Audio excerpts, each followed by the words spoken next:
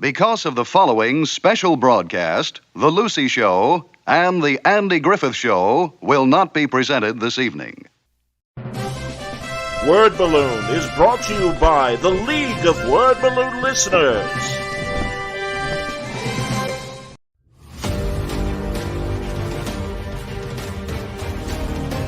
Hi, I'm Alex Ross. The two pieces are sort of a type. They're both kind of recreations of artwork that existed in the 90s. In fact, this piece here for the Avengers is in most ways a recreation or a tribute to George Perez's poster version from the mid-90s, where he did a shot that featured in it a figure of Captain America that was very similar to what I've done here, positioning of the Vision or positioning of Hawkeye, and I believe a few other elements are very similar to that piece, and it's consciously so. I was building off that inspiration, but I kind of refitted my design to fill out bigger shots of the figures so that I was making a wider composition and getting in a lot of the same characters, but still not quite as many as what George himself did, because George's thing was always to try and get in the maximum amount of content into pieces that he did.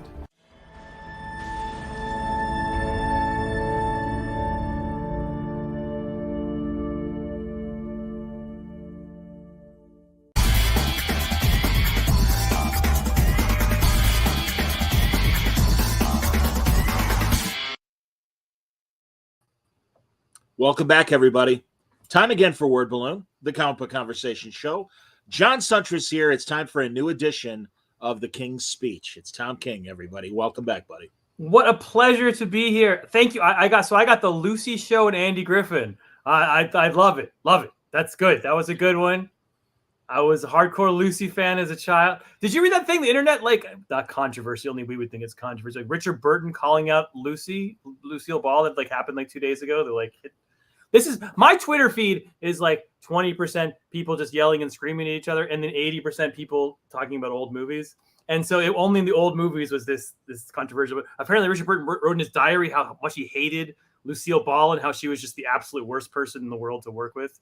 And I love old Hollywood fights. It's the greatest. God, I remember, this is again showing my age, but on the show Here's Lucy, which was the one with Desi Jr. and Lucy Arnaz on the were real kids. I do remember that episode where Richard Burton and Elizabeth Taylor were the guest stars. They were back again, and the whole thing was Lucy wanted to try on Liz's engagement ring, and she couldn't get it off her finger. Wow, hilarious! So like she had to stand behind a curtain and extend her arm out as if it was Taylor's arm. So I can't imagine. I hated working with Lucille Ball. She was apparently behind the scenes. It was horrible acrimony. They were fighting in the. Yes, it was terrible. I do know, talking to Tim Matheson, Otter from Animal House, and of course Tim Matheson. Yes. The Vice. Well, I'm just saying this for the audio audience if they don't know who we're talking, or the video audience. I like how you assume the video audience would know in the audio. Right. Well, you have judged your audience first and foremost, exactly. But yeah, Tim worked with. So we've already done Tim Matheson, Lucy, and Richard Burton. We are off to a great start, John Suntress. I know. Wonder Woman #1. Well, we'll get there. But Matheson, when he was like still a teenager, worked on a movie with Lucille Ball and Henry Fonda called Yours, Mine, and Ours. Seen it many times. Yeah, oddly, it's like a secretly conservative movie because it's like a very rare pro-Vietnam movie. That's interesting. I suppose so. That's a good point. Van Johnson also in the movie, but it's a good movie. It's a very good movie. It's about it's Brady, but it's the pre-Brady Brady Bunch. Yes, and based on the same real family from Northern California that the Brady Bunch also inspired. Yeah, I did not know that. Just like 15 kids or some ridiculous amount of kids between the husband and the wife. I have 3 kids. It's too many kids. And apparently Matheson's like, I was old enough to handle it, but Lucy was like a sergeant on the set and really tough, like even to the little kids, because there were little kids in that cast. And it's like, know your lines, know your props. And apparently, like, Fonda was the great peacemaker, like, all right, Lucy, relax. They'll get it right. Don't worry about a thing. But it was so great to hear that from Madison, because just like you, I've seen that movie like a dozen times at least. And it's like, who knew? So, yeah, Lucy, thank you, Lucy, for Star Trek. But I guess tough taskmaster. Yeah, look, she ran a studio. She can be a taskmaster. It's perfectly fine. But I was listening to Robert Osborne talk about her. Oh my, we're so old, John. We're just our references. And what we love, man. You know that. Osborne was an acolyte of hers. Was like one of her like chosen ones in his childhood, and worships at her feet. Yes. Everything, but even he was like, when she married the second husband, the one after Desi, who she was actually married to longer than Desi. He was like this kind of Las Vegas casino, big joke guy. She became very weird and different. So it could be like a later, like a post kind of end of her career thing. Could be. I don't know, but yeah, Osborne, you're right. It's anyone like check out his biography, and it's really interesting. And Lucy really was kind of his like mentor, patron saint. Really looked out for him, really got him into film criticism and where his career went, because he was an actor. He's in the pilot for the Beverly Hillbillies. He's the original. Right. I mean, Miss Hathaway is there as well, but he is one of Mr. Drysdale's assistants. And now you think about it, and it's like, well, you don't need two people to do that. And it was much funnier having Nancy Culp as Jane Hathaway and everything. Chief. But yeah. All right. Anyway, enough this is the best conversation already. Come on, man. Absolutely. All right. Well, geez, let's see here. Anyways, there were things that happened after 1962, I assume. Well, and one of them being something that's going to happen in the future, and that is, and you'll forgive me, Tom, because I got your picture next to her, but we all know about Trinity. Oh, look at horrible! Where did you find a horrible picture of me? My God, that's my ugly face next to Daniel's beautiful art. That's from Baltimore Comic-Con. Oh God, that's terrible. Oh, that's awesome. I was in Midtown once, and some guy snapped a quick picture of me, and I was like, and I had a weird look on my face, and that has become my Wikipedia picture for 10 years. And I was like, well, you could just tell me that you were about to take the picture that'd be the most important picture of my life. You could give me a little warning. Well, among the topics we'll be talking about tonight, of course, is Tom's coming run on Wonder Woman. A new #1. We still have 800 to get through. Yes. And will there be a preview of what's to come in 800 for your run?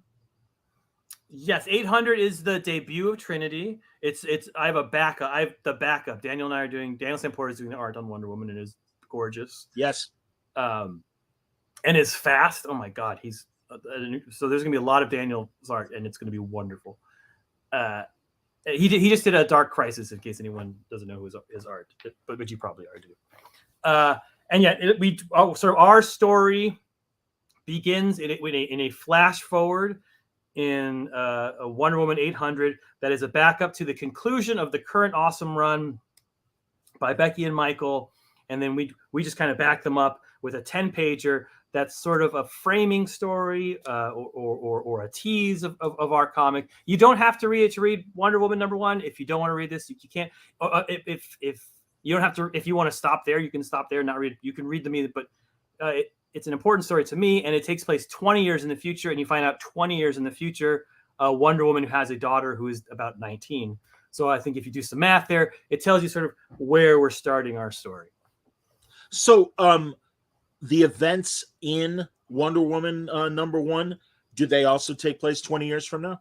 No, that starts present day, current continuity with Wonder Woman. There is no, I mean, this will all be explained, but there's Trinity is not yet in the world, I would say. It's a good way to put it. Okay. You were kind enough to give me a look at issue 1. And, yes, issue 1 is already done, in the can, lettered, finished, and sent out to people. Yes, so it makes me very nervous. But yes, you have seen it. It doesn't come out till September. We're talking months from now. There's a whole summer between us and issue #1. Hi, Julie. Julie Benson is on there. Thank you for being out there on the strike lines that I can't be on because I'm in DC, and that's my excuse. Sorry. Does anything film in DC, Tom?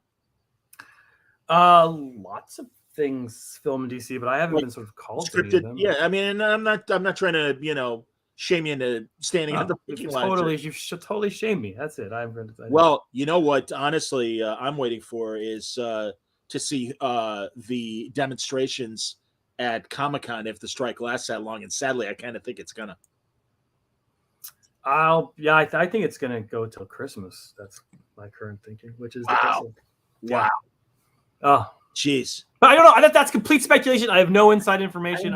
We were just completely speculating. We know. Yeah, we're John. I have to.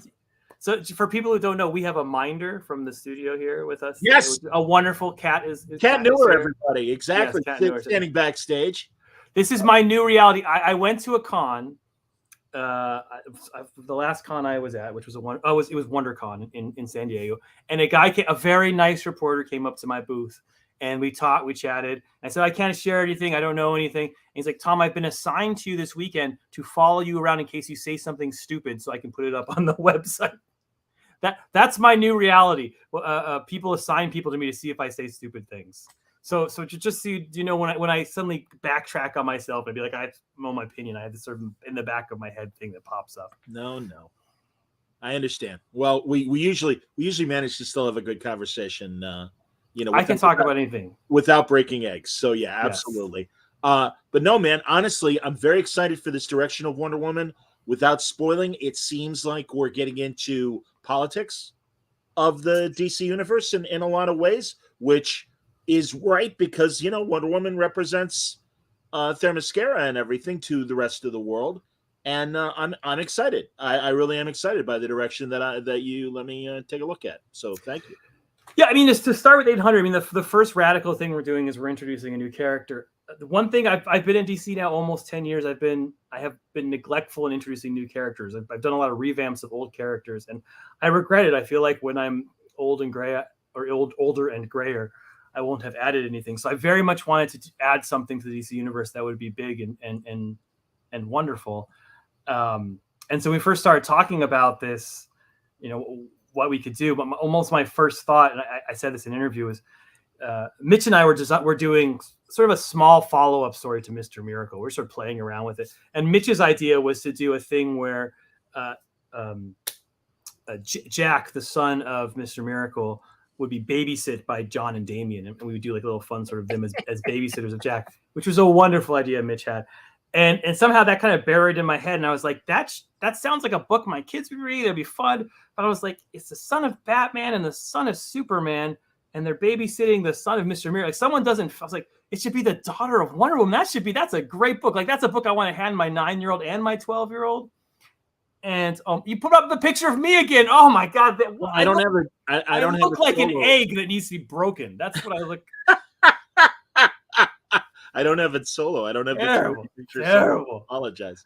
So from that sort of egg, if you will, when we sort of approach how to do something big and new with Wonder Woman, I had this idea that we should try to add that to the DC universe. We should try to add a John, Damian, and she became Lizzie. Her name is Elizabeth. She's named after a few people, but she's also named after my goddaughter, my niece, whose name is Lizzie. And it's a wonderful way to impress your niece to name a superhero after you. I highly recommend it. And it's also a terrible way to impress her twin sister, who's just so mad at me.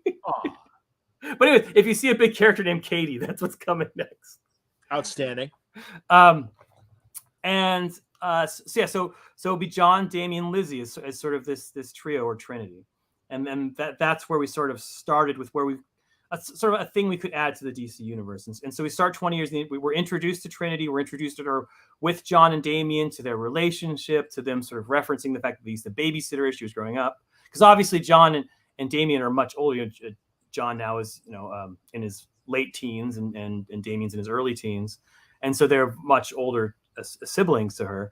And I have 2 children. It's not quite as big a gap, but I have 2, and then I have 5 years and a younger one. So I know that sort of dynamic of 2 older and 1 younger that creates sort of drama and comedy. So I play very much into that.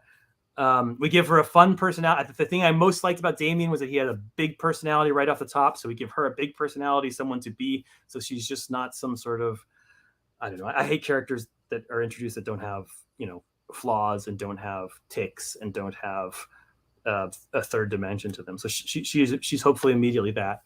And she's super cool. Her name's Trinity because she has 3 lassos. What the lassos do, you'll eventually find out.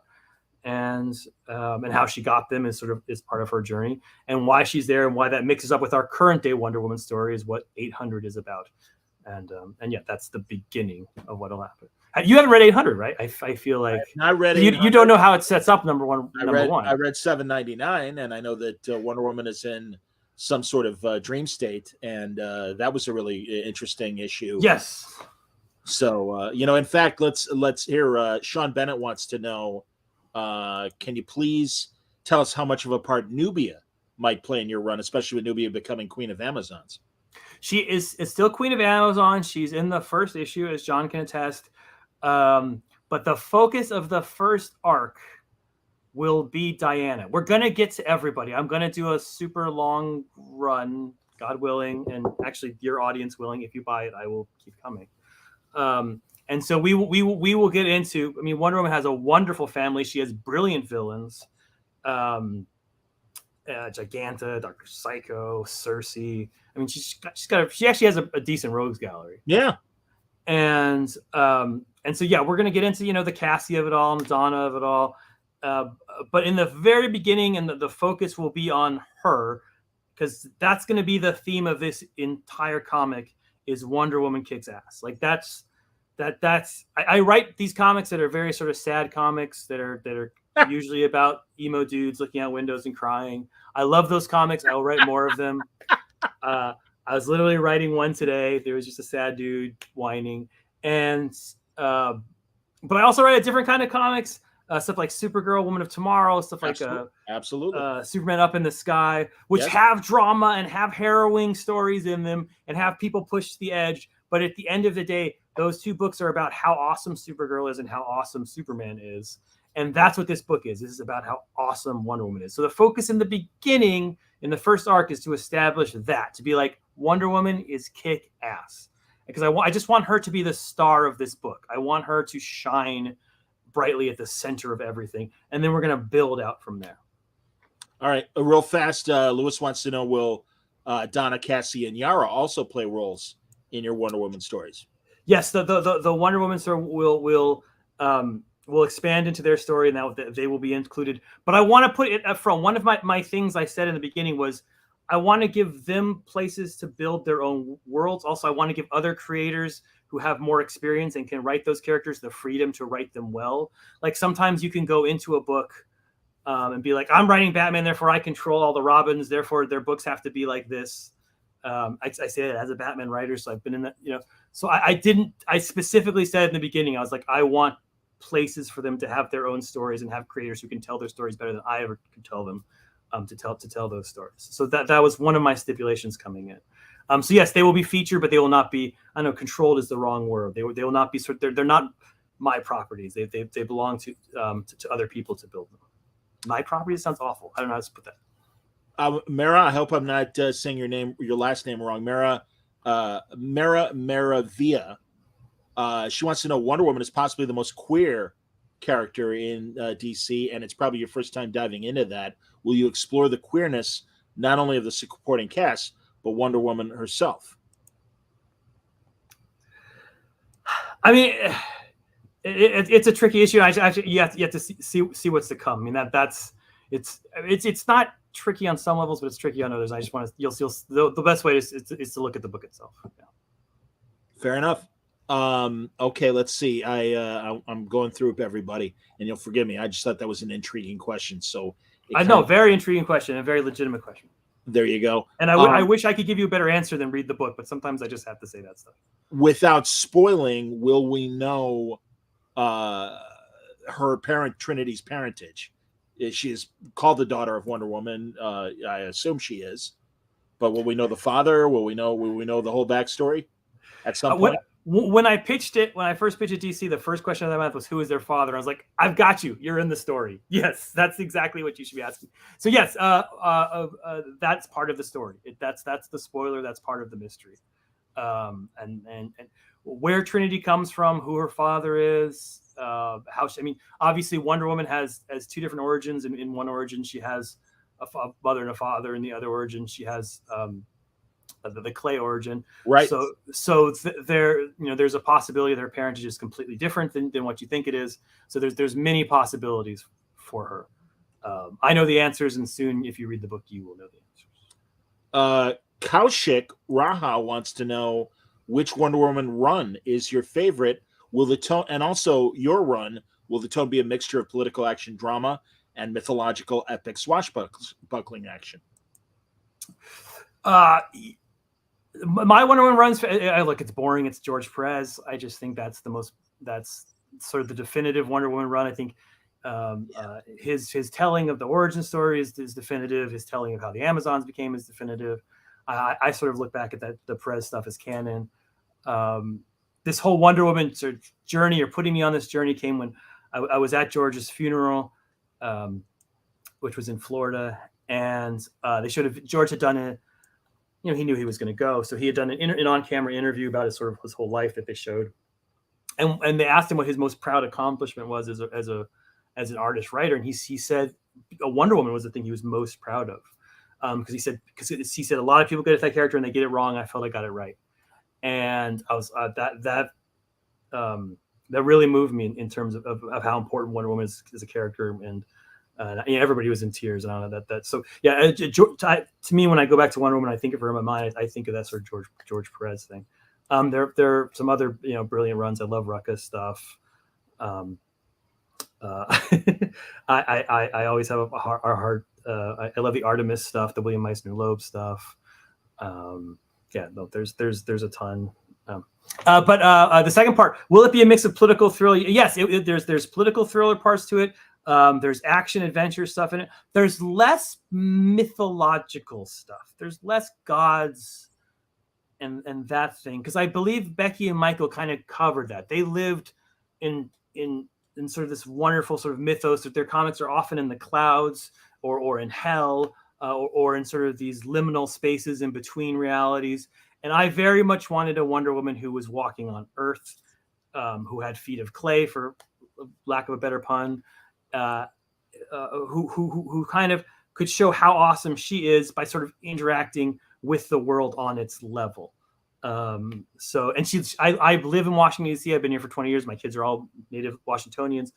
Wonder Woman's one of our few DC-based characters. We're very proud of her. When I read my kids' Wonder Woman books, this kid pointed out that all this stuff in the background was near their house.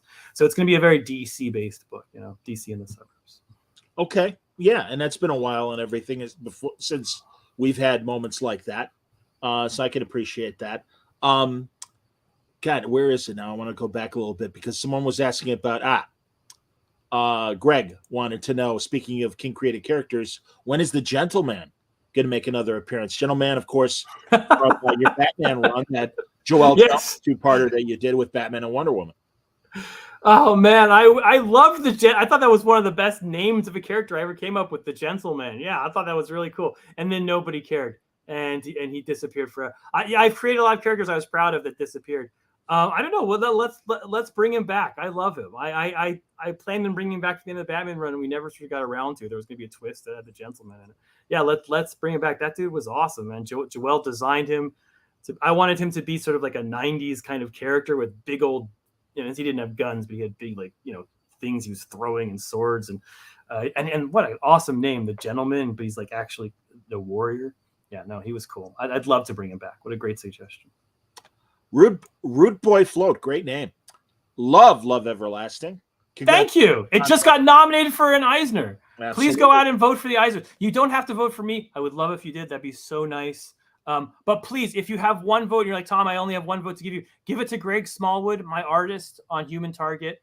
I think his work on Human Target was some of the best comics I've ever seen in my life, and I very much want him to win. There it is right there. Yeah. So if I pitch you to the Eisners, I'm going to pitch people. Please go out and vote for Greg. He was just so brilliant that he deserves a win. Well, anyways, all right, let's get to the question. As you know, she broke my heart, and we'll talk about that. But he loves Love Everlasting. Rorschach was one of his favorite Watchmen sequels. He was wondering if you consider Sheriff of Babylon, Mr. Miracle, and Strange Adventures a Mitch Gerard's Tom King trilogy of sorts. John, it's Gerard's. Pardon me. RG. Sorry, Mitch. I apologize. Jeez, man. I rarely say it John Suntrias. That's true. That's very true. No, I don't consider them to be a trilogy. I consider Sheriff of Babylon to be in a trilogy with the books of Vision and Omega Men. I call them the trilogy of good intentions because I think those those 3 books tell the same story, but in 3 different genres. Yeah, The Good Intention. There it is, the Good Intentions trilogy. I just consider Mitch and I to be brothers, and we've worked together for a long time, and we want to continue working. To me, it seems all of a type. I do my best. Mitch and I are working very intimately. I don't know if that's the right word. We're working very closely right now on bringing Brave and the Bold in, and it's the most fun you can have. He's just the best. He makes everything. I write shitty, and he makes it look good. And we were having a great argument over today whether he would, draw feces or not, and it's the best kind of comics. No, I don't consider that. I consider Strange Adventures to be sort of part of a different time in my life. So what I call more of an anger period. Rorschach, Strange Adventures, these books that were kind of just very angry books that I love, but they have the same sort of humanity is dying stuff that was very prevalent in my mind in 2018-19 for some reason. Let's see here. I had a good one. MP wants to know how you see Wonder Woman's relationship to the rest of the Trinity, obviously being Batman and Superman. Wonder Woman is a tough character. She's been around for 80 years, but she's been a lot of different people in those 80 years. She's difficult in a way. I mean, I've written more Batman than anyone alive. Maybe Chuck Dixon and I are kind of neck and neck. And I've written some Superman, a considerable amount, but not a ton. And Wonder Woman's much harder because she changes over. So different writers write her differently with the Trinity. Your Brad Meltzer Trinity is going to be a lot different than your John Byrne Trinity, which is going to be a lot different than your Bendis Trinity. So it's hard for me almost to define where she fits in because it's kind of new to each one. So I can just give you my own opinion rather than sort of the canonical opinion, does that make sense? To me, of the 3, she's the one who has her shit the most together. I feel like Batman has. She looks at Batman and says, "Oh, you're an emo boy with lots of problems." She looks at Superman and says, "Man, you are super nice. You're the nicest person, and you're hiding so much rage behind that." Like, I feel like she's the most herself of the entire one. She's the most confident in her position. She's probably the least approve of all 3 of them. But I also see her with a bit of a chip on her shoulder in terms of that, because I think in her heart of hearts she knows they're equal, but I don't think she thinks everyone perceives them as equal, and I think she's ready to show that. I think is the way I put it. Interesting. Okay. Wow. And you're right. I mean, over the years, she's had relationships with Superman and Batman as well. I was a big fan of during that Justice League. Was it Joe Kelly that put Wonder Woman and Batman together? And I love. I always associate with the cartoon that they all had a kind of a very moonlighting relationship in Justice League Unlimited. Raphael wants to know any books involving Catwoman in the future, maybe a book of her own. I love how you write her characters. Certainly, Batman Catwoman, a great 12 issues, and of course during your Batman run, how important Selena was to the run. I mean, I guess probably, I'm doing a Penguin book. I know it's a completely under the radar book. The first issue comes out along the lines of when Wonder Woman comes out. Yeah. And so that's in Gotham City and takes place in Chip's world. And obviously Catwoman's playing a big role in upcoming Batman stories. So I might have an opportunity to write her in that, but I have not gotten to her yet. That Penguin book is going to be off the hook. It's going to be the best. I'm sorry. It got delayed. We had an artist who was attached who then we worked with for like a long time with him, became, for complicated reasons, became disattached. And then we sort of started over from square one with a new artist, which caused a delay of 3 months. But now it's back on track and it's working very well. And so I mean, that book is great. It's crazy. Those are my 2 ongoing books. I read a lot of other books that are kind of these little, but my 2 ongoing books are Wonder Woman, who is the best person in the DCU. No offense to Superman, I've written him, but Wonder Woman's a little better. And the Penguin, who is the worst person in the DCU, like literally the meanest, cruelest, nastiest person in the DCU. And so some days I'll be writing one and some days the other, and it's such a bizarre head jerk to go from one to the other.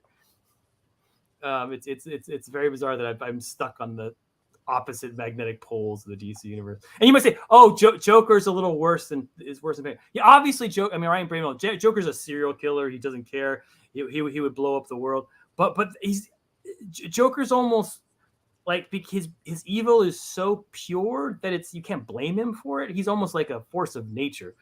He doesn't know what he's doing is wrong. Like Joker would get off in a court of law. A Penguin knows 100% what he's doing is wrong and just does it anyways. Like I feel like it's a different kind of evil. I love that they've. I mean, and I don't know. I assume No Man's Land is kind of when Penguin started that crime lord. Persona, even the like late '90s, kind of where he went from. Yeah. Well, right. all the back characters had basically had the same MO for the first 50 years, which was here is some sort of crime that has a theme and a riddle, and you have to solve it by the end of this book. And they kind of rotated them through. But if you read early Penguin stories, they're not that different from Riddler and Joker stories. They're just he comes up with something Batman has to solve, but it involves birds instead of jokes. So it wasn't until I feel like the 90s they evolved him into the Godfather and into this crime lord thing, which I very much enjoy. McCoy wants to know, Tom, can you reveal anything about Hippolyta's role in the upcoming story with Lizzie and Trinity? I imagine she'll have to be an essential part of any Wonder Woman story about motherhood. Absolutely. She will be an essential part. That's the only thing I can reveal. Attaboy. But we're doing, there's going to be big revelations with Hippolyta and all that stuff. There's big moments coming up. Cool. We're trying to bring out all the best stuff in Wonder Woman. We're trying to clean up. There's been some barnacles sort of attached to her over her 50 years that do nothing to help the character, and we're trying to clear those away. Sean wants to know, why is Wonder Woman a better person than Superman? To expand on that a bit. What's the best way? I'm gonna take this from Steve. Whenever I get confused about character, I talk to Steve Orlando, the great Steve Orlando, who came into comics with me, and we've been talking comics for 10 years together. And Steve said that Wonder Woman has radical empathy. It's beyond, the world isn't kind of ready for it yet. That she fights as entirely as a last resort, and that she has a vision sort of for peace and love that the other superheroes don't have. And I think on some level that's correct. To me, and this was my conception from the beginning. On some ways, Batman is, look, he's a wonderful character, but on some levels he's a super cop, right? He says criminals are cowardly and suspicious lot. He doesn't say bad guys are. He enforces the law on some level. He enforces the status quo. Superman's kind of the same way, and that's kind of what we love about him, is that he doesn't become sort of the fascist kingdom come Superman. He says, I think the world is great. I believe in it. I have hope that it will get better, and I'm just going to do what I can that it doesn't get shitty while I'm in charge. Both of them are on some level status quo characters. Wonder Woman isn't that. Wonder Woman's the rebel. Wonder Woman goes against the status quo. Wonder Woman says the world can be a better place. Not in sort of a fascist way, but in an actual compassionate way, saying change is possible and that we can do better than we're doing. And that's why I like her. She's Batman and Superman, for all their wonderfulness, they're not rebels. And I like a rebel. I like someone who has the odds stacked against them. I like someone who's fighting the system, who's not just enforcing the system. That's why I think she's just a little bit better. Does that make sense? It does make sense. Let's see here. Now, when I write Superman, I'll say he's better, so then I'll contradict myself. But I'm large. I contain multitudes. I respect that. Today it's Wonder Woman. Today it's Wonder Woman. Burner TV. Have you read Historia? Yes, it's like a Bible. Oh my God, it's so thick. It's wonderful. And it's one of the most gorgeous. Every volume's more gorgeous than the rest. My God, Phil Jimenez, Gene Ha, and then Nicola. Oh, that's insane. That's an insane lineup of beautiful artists. Yes, I have read it. It took me a while. My God, it is thick with words. Kelly Sue did some Shakespearean work on that thing. But yes, it's cool. I just got my hardcover just the other day. Well, and that's ironic because come Thursday, Kelly Sue and Nicola will be on to wrap up. We've done deep dives on every volume of Historia, and we've been waiting for mostly Kel's schedule to kind of relax. She has some, life gets in the way sometimes. But she's writing Vegas shows now. She's too big time for us comic book people. Jeez, yeah, Vegas shows with Anthony Hopkins narrating. Anthony Hopkins, exactly. I mean, yeah, when you're writing words for Anthony Hopkins, you might be a little busy. But I'm thrilled they're coming back to talk about that. And Nicola, too, I'm looking forward to talking to her about Titans. I've known about that book for a long time because obviously, famously, it took Phil 3 years to draw the first issue. And you can tell it looks like it's a masterpiece, obviously. I was on my feet giving him that standing ovation at Comic-Con last year for it. So Kelly Sue and I have been talking about that book for a while, and I think it's absolutely one. And I think her insights into the character are vital and important because this is a character that was sort of created by men to be what they thought women should be like, and so Kelly Sue has a wonderful way of turning that on its head and sort of taking it back and taking that power back, which I very much admire. Understood. And also Bernard, don't worry. He wants to know, can you help promote his story? Kelly Sue said there would be 9 issues planned, but they only greenlit 3 so far. Yes, Bernard, and that's one of the reasons why she will be on Word Balloon Live on Thursday. So the hardcover has 2 different covers. I got both of them. Go out and buy them because they're absolutely gorgeous. Huge, oversized volumes. Wonderful. Yeah, man. No, I'm absolutely with you. Greg McKean says the Batman 666 future seems to be something to avoid at all costs. So it seems weird that Trinity would live in that future. Is Lizzie's future different than the one Morrison showed in Batman 666? Well, you have to. That's a comic you have to read. You're assuming it's Batman 666 because Damian's wearing the Batman 666 costume. Batman wears the same costume in a lot of different universes. So that has not been clarified where they are and what's going on in the rest of the universe. You have to read Wonder Woman 800. It's a fantastic question, but that's one of those ones where I'm just gonna you gotta read the book. Radhika wants to know who your favorite Wonder Woman villain is. Can I say if I don't know. They all have different. I like Giganta because I just like someone who grows big, and I like the fact that she's. I like her origin story of the scientist who forced herself inside someone else's body. It's kind of bizarre, and the fact that she's super big, but she's also super smart. But in some versions, the bigger she gets, the dumber she gets. So there's this kind of whole quality. So yeah, I really enjoy Giganta. I like Cersei because she's kind of the evil Wonder Woman, which has that kind of cool quality because she has kind of the same motivations as Wonder Woman.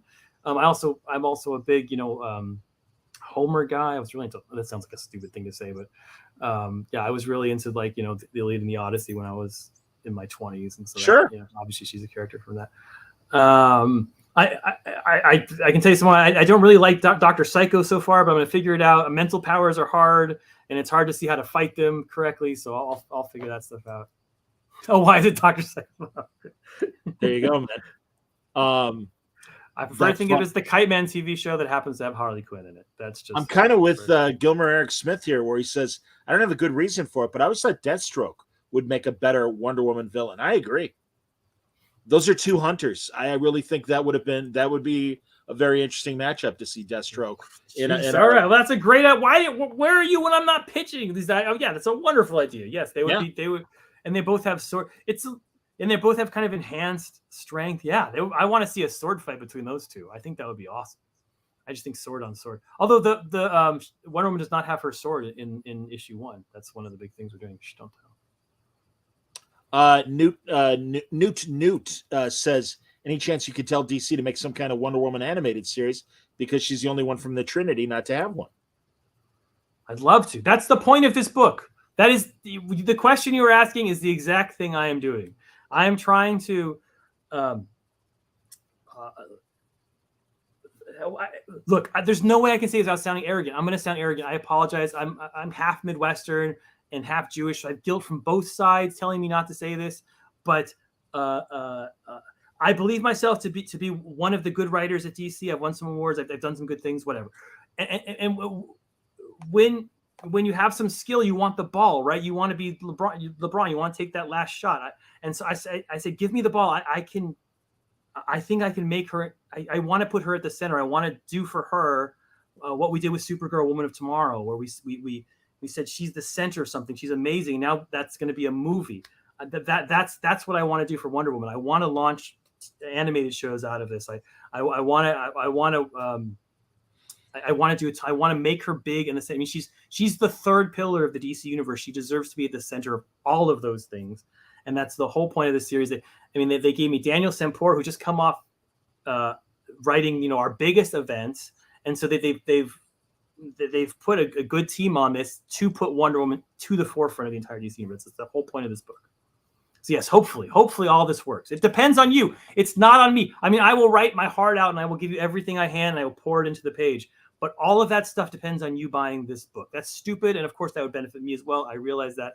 But the future of Wonder Woman depends on her being popular in the public.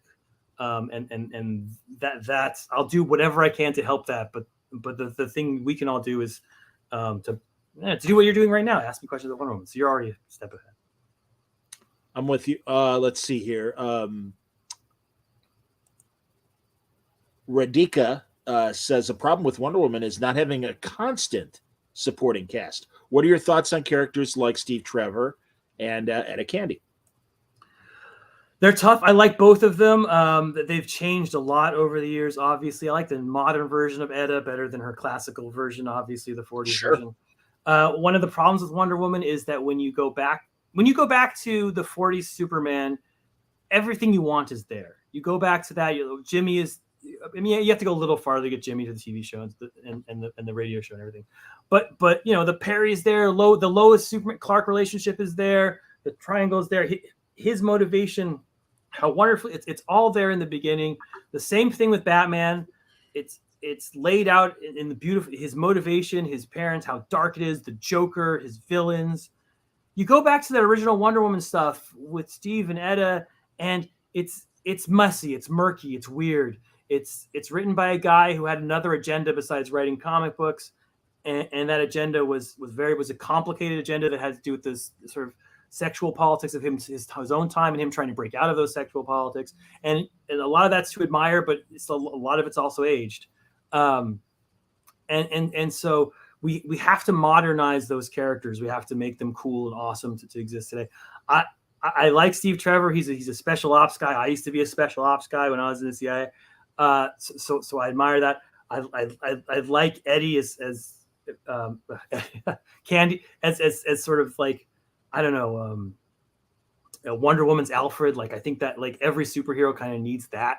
Like, I think that's the best relationship in comics is Batman and Alfred. I need to give that to Wonder Woman, that she sort of has that. And so, yeah, I think those characters have to be essential to this book. And as you'll see, I mean, there's this book again, is Wonder Woman the Rebel. And when her, sort of her longtime paramour is Steve Trevor the soldier, that's going to immediately create conflict between the two of them, obviously. Okay. Glauber wants to know, will the Capitellas show up in some capacity? They have my favorite coffee shop here in Chicago, the Capitellas. The Capitellas? I don't know Capitellas. I'm sorry. You've run on my Wonder Woman knowledge. I apologize. Right. Nikki's watching Barucci. Thank you, man. 58 people watching, 28 likes. Let's rally the likes. Thank you very much. And he says, John brings great creators like Tom with awesome interviews. Yes, please press the like button for John, please. He's the best. It really does help. And Nick is always the guy that cheers on the likes. So thank you, Nick. And I've got the crawl. You guys are asking fantastic questions. These are amazing Wonder Woman questions. I love how engaged you guys are. I say you guys in California. I should say you all. I apologize. You all. Absolutely. No. We know what you mean. Stanley says, does Wonder Woman have flaws, or is she just too perfect? I mean, I think that's an essential question. I think that cuts right to the bone of it. All characters have flaws. All people have flaws. Finding those, I mean, it's the old quote every coach has ever told you. Triumph is not winning. Victory, triumph is getting back when you lose, right? Like you have to overcome sort of those. Batman has to overcome his grief. Superman has to overcome his alienation. Sort of what does Wonder Woman have to overcome is an essential question. And I think because that question is hard to answer, on some levels it's held her back from a character, from being a relatable character. That doesn't. She's a character that sometimes doesn't grow with her audience a little bit. And so that's part of this book is finding those flaws. And just like with Batman, his grief produces his strength. Just like with Superman, his alienation produces his honesty and his essential goodness. So showing what her flaw is and how that makes her actually stronger and cooler and more wonderful is like one of the calling cards of the book. She has to have flaws. She can't be perfect. Radhika and McCoy tell us that the Capitalists are from George Perez's run. Okay, there you go. Silver Swan. Thank you so much. Well, see there, fell out of my I didn't brain. remember that. That's awesome. I'm old. I can't remember everything. Believe me, I feel the same way, man.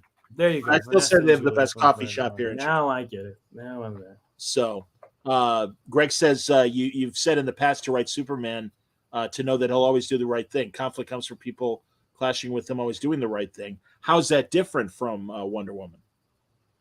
I mean, this goes back to that rebellious answer I said before. Is that Wonder Woman isn't just sort of doing the right thing. She's going one step beyond that. She's doing the rebellious thing.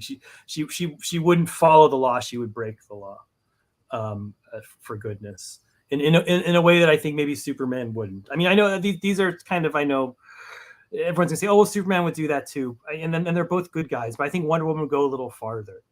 Okay. I mean, this is why Greg Rucka had her, kill Maxwell Lord, because she would go a little farther than Superman would go. So yeah, that to me is the essential difference, and you'll see that in the very first issue, she makes decisions that I don't think Superman would make.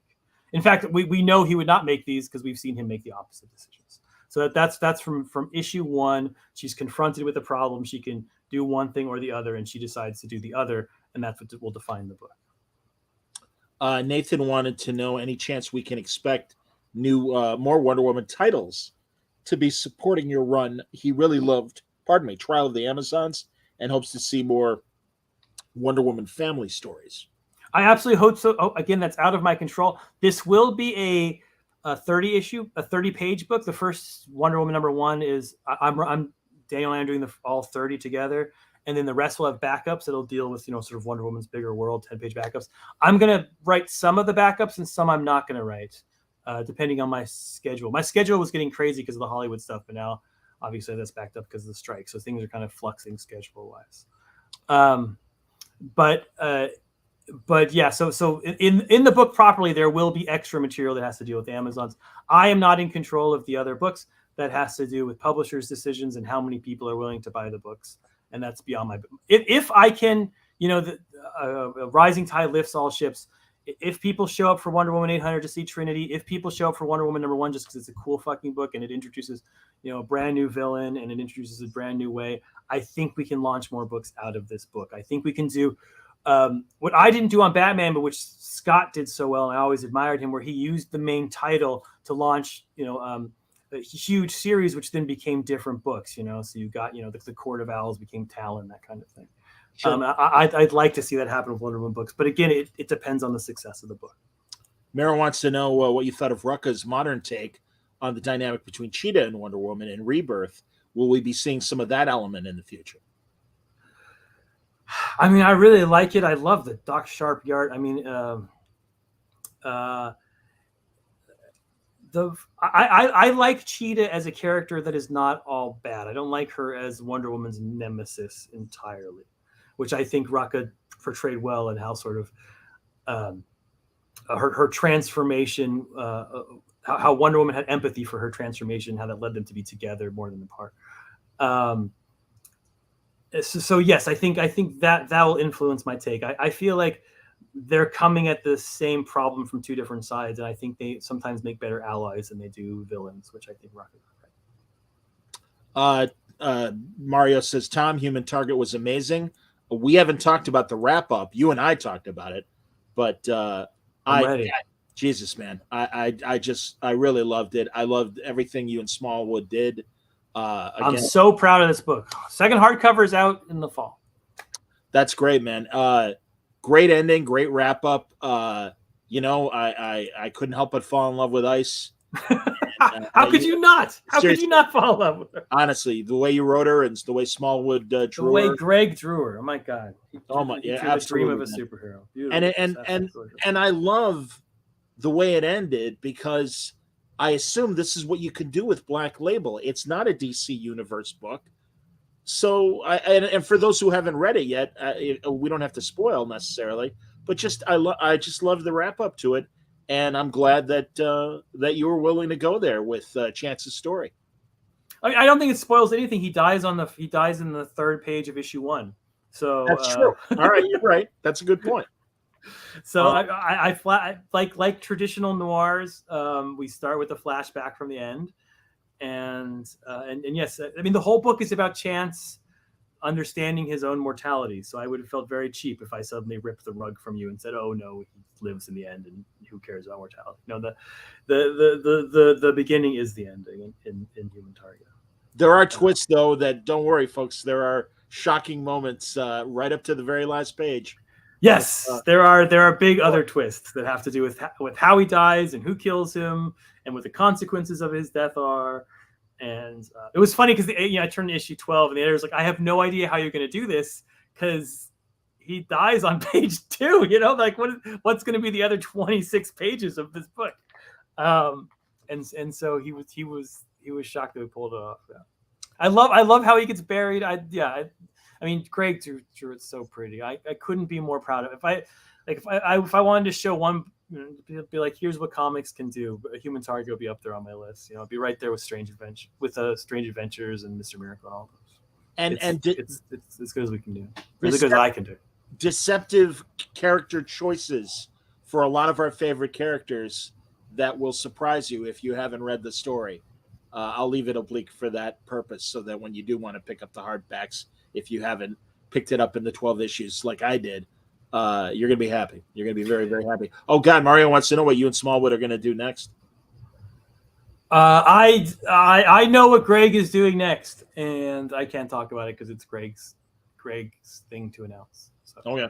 That's don't think I didn't get on my knees and beg for something else, but he's directing the next Indiana Jones movie. I've said too much. I should not have said that. No. Greg is off to do utterly brilliant things. The best. Before we go back to any questions regarding Wonder Woman or anything else. Oh my God! Look at that cover. Honestly, again, you'll forgive me. I'm cherry picking some of my favorite covers, and this is a variant to Gotham City Year One, the final issue. Who drew this? Oh, my brain is farting. I can't remember. It's not Greg, even though it looks like a little bit like his style. It's someone else. That's the thing, man. I love that for these more noirish books that there are appropriate. This book was so good. Phil Hester drew the crap out of this book. My God, yes. Oh yeah, I'm looking forward to. Hey, the three of us are going to be at Terrificon. I know. I've never met Phil in person. Oh my God! What if he hates me? What if he's like, "Oh, I hate this Tom. It's terrible." I know you both way too well. He's not gonna hate me. Whenever I meet an artist, I'm nervous. We're at least gonna have one meal. We're at least gonna have one meal together, all of us. Really, man, what a shocking! If people blew off Gotham City Year One, do yourself. People did blow off Gotham City Year One. I can confirm that. I've seen the sales numbers. It was well blown off. It's an amazing story, and you've got to read it, because just in the same way that Snyder found new things to do with Gotham City in the Court of Owls story, this is a great prequel to everything. And you had me at hello when Slam Bradley is the main character in the book, but we really get into the secrets of the Waynes, and it will shock you. Did you see that he was modeled after Rip Kirby? Did you see in the beginning with the glasses? I didn't. That's awesome. Oh my God! Alex Raymond shout out there. Yep, the classic comic strip, Rip Kirby, absolutely. I was like, only John will get this reference. I didn't realize that, no. And especially the final scene of the final issue, that shocked me in a good way as well. And again, it's this wasn't a Black Label book. This is not. This is in continuity book. The events of Gotham Year One happened to Gotham and are in continuity. Yes. So you've aged Slam a little bit. I've aged Slam quite a bit. Yeah, quite a compared bit, to where he was. Compared to what he was in with the Catwoman and stuff. Yeah, with exactly, with Brubaker and Darwin when they were doing Catwoman and everything. Sure. The way I justify that in my head is that there are probably more than one people named Bradley, and more than one of them are nicknamed Slam. So if you that could have been Slam's kid, who knows who the other Slam is. That's how I justified it in my head. I was writing by it from a Slam. Oh, Jorge Molina, thank you for who was the cover. Jorge Molina drew that cover. Brilliant. Yeah. I tried to work with Jorge on something else. So yes, that's what I think in my own continuity, that maybe Slam had a kid, and that's the Slam Bradley that's in Brubaker's Catwoman. But this Slam Bradley is in 1962 or 1963-ish. And it's this, if you haven't read Gotham Year One, it's the story of Bruce's grandparents, and they're not the nicest people in the world. And it's utterly pure. It's on some level, Human Target is a deconstruction of noir. On Strange Adventures are the same thing. This is not that. This is not a deconstruction of noir on any level. This is pure noir. It is a detective with a beautiful woman who walks into his office and gives him a mystery, and he follows that mystery, and the world falls apart around him. It's Chinatown. It's the Maltese Falcon. It's Murder My Sweet. It's sort of that pure noir, and I could not have had more fun writing it. It was the most fun thing I've written, maybe in my whole career. And if I could just do that for the rest of time, I would be a happy man. So please buy the crap out of the trade, so I can keep writing. Just Slam through the years. We can do Slam in the 70s, Slam in the 80s. I'll totally rip off Brubaker's concept, and do it everywhere I can. But it's a book with big consequences. It redefines sort of what Gotham City is, and what Batman's role in Gotham City is, and what the Wayne family's role in that. And it tells stuff like the origin of Crime Alley, and the origin of Ace Chemicals, and the origin of why Bruce ended up in that alley in the first place. People keep asking regarding Wonder Woman's origin, and we both already have discussed the fact that there is the one where she has parents, and then there's the one where Hippolyta makes her out of clay. Will you lean into one of those origins for this book? You have to read the book. I'm not all powerful. I have my opinions on the subject. Obviously, Wonder Woman is not a property that I own. It's owned by a huge conglomerate. And so that decision is not entirely up to me. I have my own opinions. I am pushing a little bit. And so we'll see where we can go with it, is the best I can push. Fair enough. That's really nice. And I agree. Jordi Belaire's colors on Gotham City were incredible too. Absolutely. Man. Yes. And Phil is tough to color because he does a lot of things with blank spaces, and he reminds me most of people I've worked with, Andy Kubert, where he doesn't draw. And I do work with guys like Mitch, who work very much within boxes. Mitch or Jorge Fornes on Danger Street. Phil draws outside of boxes, and people are breaking panels and splashes, and it's very where his lines ends, where his universe begins it's almost ethereal in this sort of way, and which is perfect for the mood of this book. And Jordi found every single line and sort of followed everywhere to make it just pop out of the page brilliantly. I love what she did on that book, and it was just wonderful.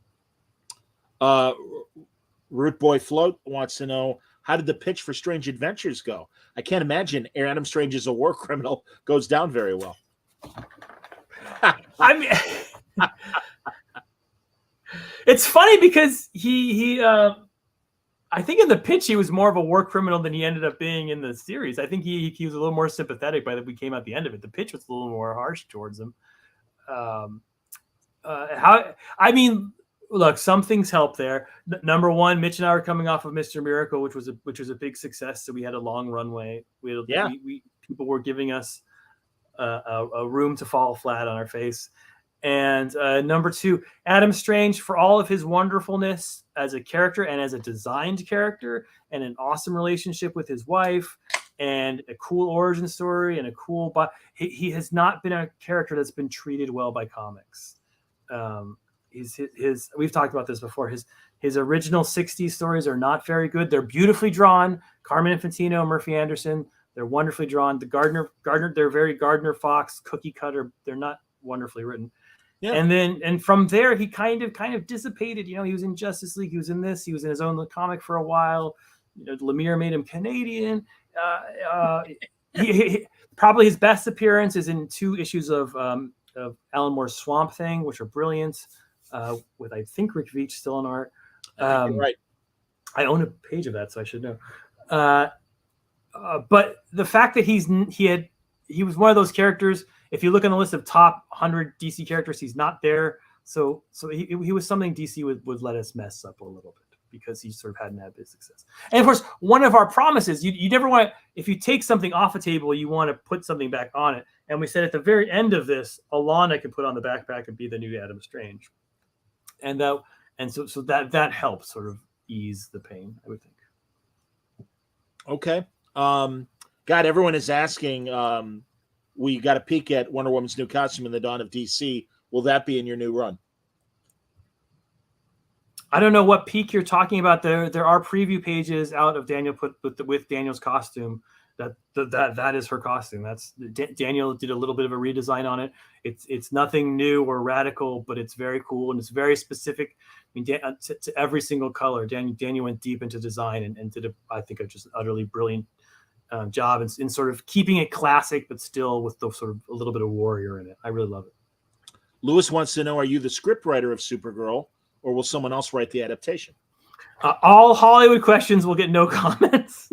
Right, we're in the midst of a writer's strike, kids. Yeah, and down. Yeah, so I'm not writing anything in Hollywood right now, and no one is or should be writing anything in Hollywood right now. But nope. If for people who don't know, the writers are Hollywood writers, including myself, are on strike. We are pencils down. We are not allowed to work with the studios on ideas. We're not allowed to develop things. We're not allowed to negotiate with them. We're not allowed to write scripts. We're not even allowed to write scripts on our own and then turn them in at the end. Like, can't do that. So we're and it's a big strike. It's over AI it's over the AI. It's over the entire reform. You know how they've done residuals over the last 10 years and kind of. They've taken a lot of money from the creators and given them to sort of Wall Street. It's about sort of realigning that ratio, and it's ultimately about bringing better content to the viewers, and hopefully you guys will see some amazing stuff on the other side. Chris Cantwell, I had him on last week. For people who didn't watch or hear it, I recommend you listen to Chris because Chris really does. Boiled down a lot of the writer's points. Also, I spoke to Howard Chaykin on Monday. This is Monday. I listened to the Howard one. I've already listened to that one. I love Howard. I love just having my ears yelling at me. I feel so great. He's the man. But yeah, and truly, I'll be talking more to other comic book writers that are also members of the WGA to get their points of view on what's happening with the strike and their views on it and stuff. And as a Screen Actors Guild member, they have my union brother support, and we'll see if I'm certainly voting that SAG should also go on strike until this matter is resolved. It's too big of a thing, and listen. I have no axe to grind. I've never worked in a capacity other than as a broadcaster once. The after union merged with SAG, working in radio broadcasting and stuff. That's my association with the Screen Actors Guild.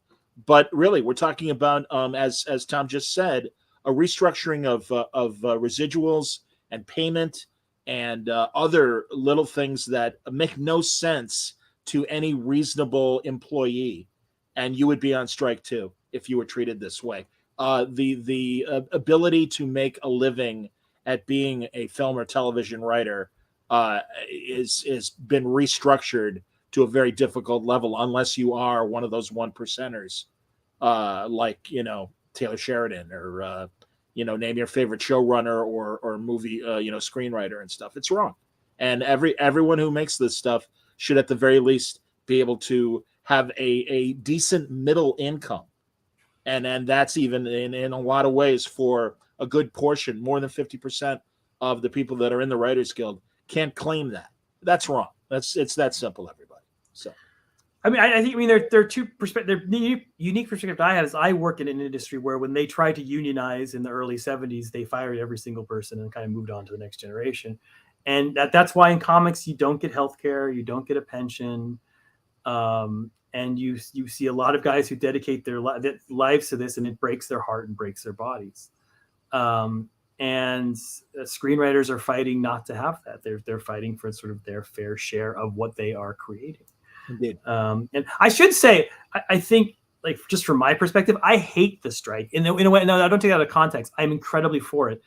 Every writer I know hates it. Every writers want to write. We don't like walking. Yeah. Those are things we don't like. Going outside. We don't like. Yeah, no, talking about business stuff. We don't like that. We like being in our rooms, thinking about crap, and that's all of this is we hate it. We want to be producing. We want this to be over. But it's worth it. It's a sacrifice worth being made.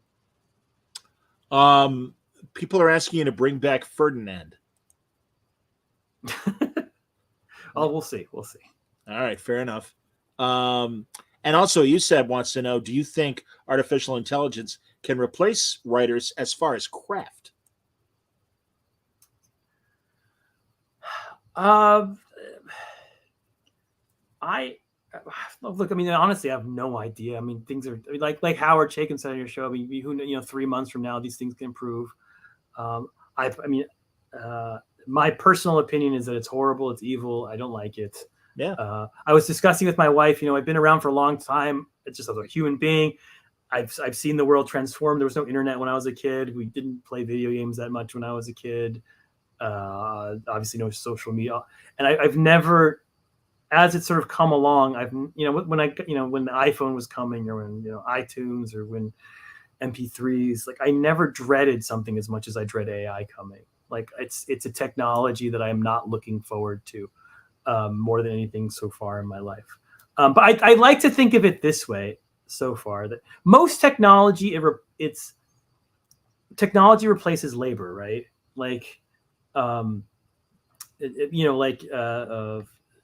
automation in factories, for example. Sure. Yeah, well, we have HBO Max now. It's like a new thing. And so when I want to watch Friends, I can log on. I can get. Before, I could go and I could buy the DVDs, and I could have just put Friends in, but it was a little more labor. Before that, I could have gone and gotten it just makes it cheaper. Like right now, what AI is doing, you could hire 500 people to do. You could get 500 people to read 500 scripts and give you a bad script.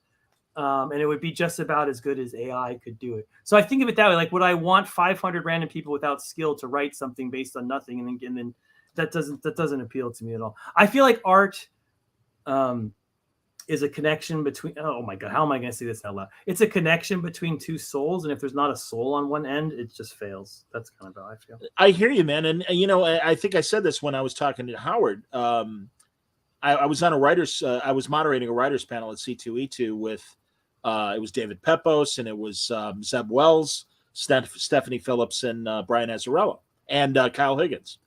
And Brian was really like, we're fucked AI and everything. And I'm like, yeah, and in fact, as someone points out here in the chat, DJ Riley says AI can never make Adam Strange a war criminal. That's a Tom King special. And that was kind of the point that I was trying to say to Brian, that there's going to be a kernel of an idea that AI, probably won't catch. Today is the thing, and the more I think about it, it's as this software improves and evolves because of the information it will take in.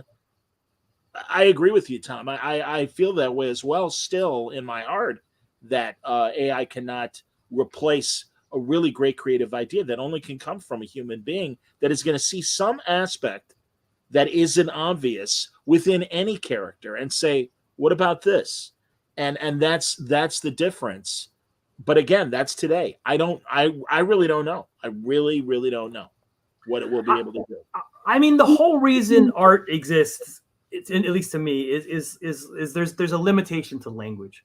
Like if you want, I remember when I was in school and I was a philosophy major, and I was like, why does anyone read literature? If you want to, be Jane Austen and talk about how Pride and Prejudice work and romance works and class, why don't you just talk about it? Why do you have to tell a story about it? Why don't you just write an essay about What is the point in doing that? Like, I literally did not understand it because I was an arrogant little 18-year-old philosopher nature.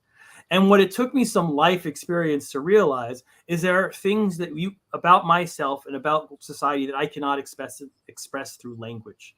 That I cannot directly talk about because the words don't exist, and yet our minds and our whole bodies are, anyone's read Wittgenstein, are tied up in words. And so to get at those things that we can't talk about, what the experience of love is like, what the experience of loss is like, what it is to hurt, what it is to feel joy. We tell stories about them. That's why our whole religions are not based on philosophical texts, but they're based on what happened to Job and what happened to Jesus and what happened to Muhammad and all of it. They're story based. We're a story based humanity. Indeed. And if half of that equation is like, here is your story, I am an AI, it's not communicating anything about itself because it's just an autocorrect. It's just autocorrect. You're basically reading very fancy Wikipedia article. Then there's no point in having the story because you're not connecting to that thing that's behind language. That's how I feel. And then, who knows? Maybe I'll just be picking up trash while AI writes comics. Shut up. All right. I want to hit Danger Street at some point. And I love this cover. God, I'm writing so many comics. Yeah, you are. And it's this is such a fun series. Isn't that great? Jorge Fornes is doing the best covers on this book. My God, if he doesn't get nominated for best cover artist for the Eisners next year, something's wrong. I hear you, man. And it's just great seeing these characters in this forum. I mean, again, so many of them were only in those first issue specials, the Dingbats and the original Outsiders. But also first of all, I want after this. I don't know where the story's going, but I'll take a Starman Warlord buddy series. Yeah, man. Oh, they're great. And also Lady Cop is so great to see her. I mean, again, I remember when these comics were coming out in the early 70s, and it was like Lady Cop. All right, whatever. But she's terrific in this as well. And also, like, Codename Assassin is amazing. The Green Team has a completely different agenda, and let's underline agenda. Yes. What they're doing and stuff. But everybody in this, man, is so fucking great. Thanks, man. This is my child of a book. Jorge's killing it on art. It's so brilliantly and so beautifully drawn. I didn't think I'd be able to pull. This is one of those books where, like, I don't think I'll be able to pull this off. I normally write one character at a time and write that person's adventures. And I was like, I want to do something different. And I should have been like, let's do 3 or 4 characters, or Omega Men, which had, I think, 6. And instead I did Danger Street, which has 23 characters. All of whom have different arcs, all of whom have different voices, all of whom are climbing. Now, I kill off a few of them early on, so that did help. I'm not going to lie. And some more die along the way. So every time one dies, I was like, woohoo, yeah. But it's a very hard book because they're all moving in different directions. And the whole point of the book is that we're all sort of tied together with these strings. And even if we move apart, they're almost like rubber bands that kind of pull us back together. And there's sort of how all these different plots are connected into this sort of one fairy tale story that's about, who we are as human beings and who we are in terms of order and in terms of chaos in our lives. It's that book is just me having fun. It's funny. It's silly. It's, non-fats are my favorite characters. I love Crunch is in love with grapes for some reason. I have no idea. I was confused by that too, but I love it. The Green Team are billionaire 14-year-olds, and that sounds like a fun concept. To me, it sounds really evil because having $1 billion is already pretty bad. So, like, evil billionaire 14-year-olds. That book is just fun. To me, it's pure fun. It's based a little bit on Sondheim and Into the Woods. It's based a little bit on Fargo from the Coen brothers, plus the TV show. And it's based a lot on some really bad, I love them, but they're really bad comics from the 70s, his first issue specials. A few of which are really good. Obviously, the Pascal one is brilliant, but most of them are not. And the star of the whole thing is Lady Cop, a character who's not even called Lady Cop because that's sort of the insulting thing the Dingbats call her. Absolutely. That's great. Yeah, that's DJ Riley says, yeah, I was reading Danger Street, turned the page, thought, oh, cool, more Lady Cop. I'd imagine I'd have. I had to step back and accept the absurdity of that before I could continue. Absolutely, man. That's hilarious.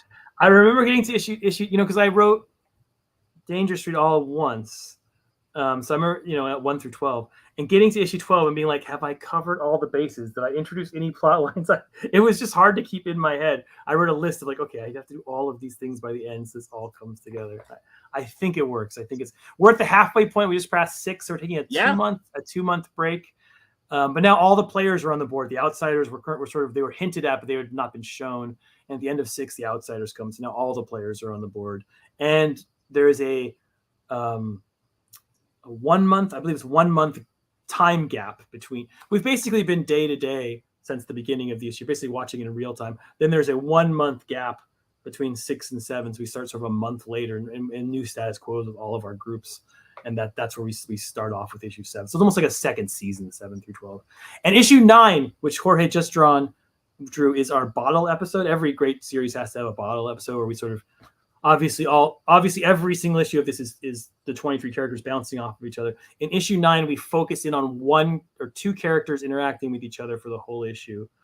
And it's one of my favorite things I've ever written in my entire life. And Jorge just drew it perfectly. And so that's the issue I hope it's going to blow people away, where we sort of take a break from the format and tell something incredible. Newt wants to know if you will see you draw more covers, because honestly, they're 10 out of 10 bangers. No, they're horrible. They're horrible things. Do not ask me. They were very hard to do. I got paid nothing to do them. I have the original art still in case you want it. You fancy you have $5 you want to throw at me, I'm in. No, I really hated doing them. They were my children were laughing at me because I had some ideas of what I was going to do. I was like, this is going to be so simple. DC sent me boards because I don't have a scanner or I don't have no idea how anything works. So I took out the boards and I started drawing, and I immediately realized I had no idea what I was doing. I draw terribly. I'm the worst artist ever. So it shouldn't be any pressure to draw. But I literally was like, I didn't know what a bleed is. If you know what a bleed is on a page, I had no idea what that is. That's like the part you can draw on and it may be seen or may not be seen, which makes no sense to me as a writer, because I never write a sentence and I'm like, well, maybe they'll see the end of the sentence or they won't. Like, that's so bizarre. But apparently artists deal with that crap, and it's weird to me. So I didn't realize like pages are like, I always draw, I'm usually drawing on a comic book cover and I can use it to turn it sideways. So I'm usually drawing horizontal, but this was vertical. And that was like a whole different challenge. And then I wanted to do something that was paneled. So I was like, oh, I'm going to draw some panels on this. And so I got out my ruler and I'm doing like measuring. And I tore up 4 covers before I finally gave up and just decided to do tribute covers and steal other people's designs. I was terrible at it. And it was much, much, much harder than any writing I'd ever done. And look at them. They look like they took 1 second and then I shat on them and just turned them in. Well, Newt says, unironically, you had a great start with placement of characters. Yes. Yeah. Well, that's because I stole from others. That's the key. Tribute covers are the way to go because you can just steal. I stole from Marshall Rogers and Bob Kane or whoever was drawing for Bob Kane that day. And for Danger Street, I stole from my, I think my 3rd grade teacher who gave us that, like, if you draw a street in the middle of a thing, you can see it disappearing into the horizon if you do the lines right. I stole from her. Hilarious. So thank you, Mrs. Bloom. Useb says Tom also does interiors because Joker's art style in Brave and Bold sure looks familiar. Yes, that's how much they think of my art, that they think if Joker was to draw, he would draw like me. That's how much Mitch appreciates. That's what he does. Was that you drawing as Joker, or was it? No, that's Joker's. They at one point they go to, in Brave and the Bold #1, they go to Joker's secret hideout, which is from Batman #1 and exists, and they see on the wall his plans, and Mitch had me draw his plans as if like Joker's plans were drawn in my style because he thought that would be funny, because he thought no one draws more psychotically than me, including the Joker. So yeah, I was not paid, by the way. No money came my way. No, I'm striking on comics because as an artist, I do not get anything. I should get part of Mitch's work. Ridiculous. Mara wants to know if Diana is a vegan in your run. Do you consider her to be a vegan? Yeah, I mean, she talks to animals, so I can't imagine her ever eating an animal. So I don't think that could be. Yeah, I think it would be uncomfortable for her. So yeah, I think Wonder Woman vegans makes total sense to me. By the way, back on Danger Street, and I'm glad Usab reminded me. Yeah, your depiction of Mark Shaw, Manhunter, is fantastic. Is that Mark or is it? It's Mark. Yeah, it's Mark Shaw. Yeah. It's not Paul. Yeah. Yes, it's the one Kirby used, which is Mark Shaw, which is one of the first issue specials. Thank you. Yeah, I did him. That both him and Codename Assassin are sort of my tribute to when you have prestige shows, especially like gangster shows. There's always like the guy next to the gangster who's the toughest guy around, like the bodyguard guy. I've seen Boardwalk Empire, like he had John Harrow next to him, or before that he had the Daredevil that played Daredevil next to him. And so those two are my tributes to those characters, kind of a little Frank Miller-ish, like just the baddest of badasses who are very quiet and yet would always win every fight they were in. Very cool. Burner wants to know, will we get to see Diana display more of her gifts from the gods, like Athena's wisdom, Hunter's eye, and / talking to animals? Yes, you will. There you go. Yeah, absolutely. Yeah, I want to get all that stuff in. I mean, I don't want it to be, it's. I mean, I had her talking about Jumpa in a comic book already. Our point is not to make her a lot. Some of the stuff in the 50s, the Kanigher stuff, was made specifically for what a 60-year-old man thought 8-year-old girls would be into, and some of that gets pretty silly pretty fast. And I don't want this is not silly. I don't want this in any way to make fun of her or sort of belittle her. That this is badass Wonder Woman. This is kick-ass Wonder Woman. I'm with you. Absolutely. But yeah, I like the idea that she has an invisible jet. I like the idea that she talks to animals. I think some of that stuff is just classic. You're going to see this in the first issue. I treat her her tiara as like Captain America's shield. When she throws it, it bounces off things and kicks ass. So yeah, you'll see that. Let's see here. Oh, that's did you just confirm a Jumpa appearance? Fantastic. No, I just said that I put Jumpa back. Jumpa was out of continuity, and I was the one who put Jumpa back because in New 52, so I put Jumpa back in Batman 39 or 40. So I have some Jumpa love in me, and I've shown it in the comics. But I'm not confirming nor disconfirming that Jumpa will be. Radika wants to know what your favorite elements are from both the Golden and Silver Ages of Wonder Woman. The Golden Age. I mean, her design is one of the most perfect comic book designs. How she's sort of patriotic but separate. Not Harry Crane. Oh, you threw me off. I had his name in my head. Now it's gone. Harry. Damn it. Harry. So I know he died on the. He did it till he died. Yeah. Some of the stories are interesting. I like how subversive it is, honestly. Like that's what I like best about it is that if you read a lot of those comics from that time, they're all kind of very much the same. Like there's a crime at the circus and Superman comes in and solves the crime at the circus and then it ends. Wonder Woman's are weird. For a big main Harry J. Peter, there it is. Yeah, so when you said Harry Peter. Harry Peter. Kind of like Peter O'Toole. Exactly. But there's like a lot going on in those comics. There's a lot of stuff in there about sort of freedom and chains and living outside the mainstream of what people consider to be normal in those comics, which I very much admire. Her Silver Age comics are harder to admire. The Kanigher stuff, they're very sexist, and I'm a Bob Kanigher fan. I mean, but I do like the invisible jets. I think the lasso comes into more of its own as a weapon in the Silver Age, which I like. And I know it became Donna Troy's sad origin, but the stories of her as a baby and as a teenager were always, I thought, were a fun imaginary way to sort of approach this. Oh yeah. Oh, Wonder Tot. Absolutely. Wonder Tot. Kanigher was nuts. I mean, absolutely insane human being. Yeah. But a writer I like. I mean, you read his Alex, his war stories, they're gritty and hardcore and pro peace, Like every issue of Sergeant Rock ended with make peace, not war. You know. Yes. It was No, about you're the right horror about of that. war. No, in the right genres, he was a great, just not Wonder Woman. And again, like you said earlier, it's a problem. And also the creator of Lady Cops, so our second Bob Kanigher thing. There you go, man. Hilarious. Let's see. Is Tom excited? I love Bob Kanigher's Lois Lane, which again are terrible. Don't get me wrong, but they are the most insane comics that have ever been put on Earth. Are Bob Kanigher's Lois Lane, and truly, modern audiences would, I think, really be upset by some of the stories and some of the scams that Superman and even Batman occasionally would play on Lois Lane. No, but they're truly cruel things that Superman would do. Yes, no, there's one that starts where Superman's like, "I will marry you," and then he takes her to get. And at this point, like obviously, all Kanigher says that Lois Lane wants to marry Superman. It's stupid, but basically, she's like, "Yes, thank God, I've been trying."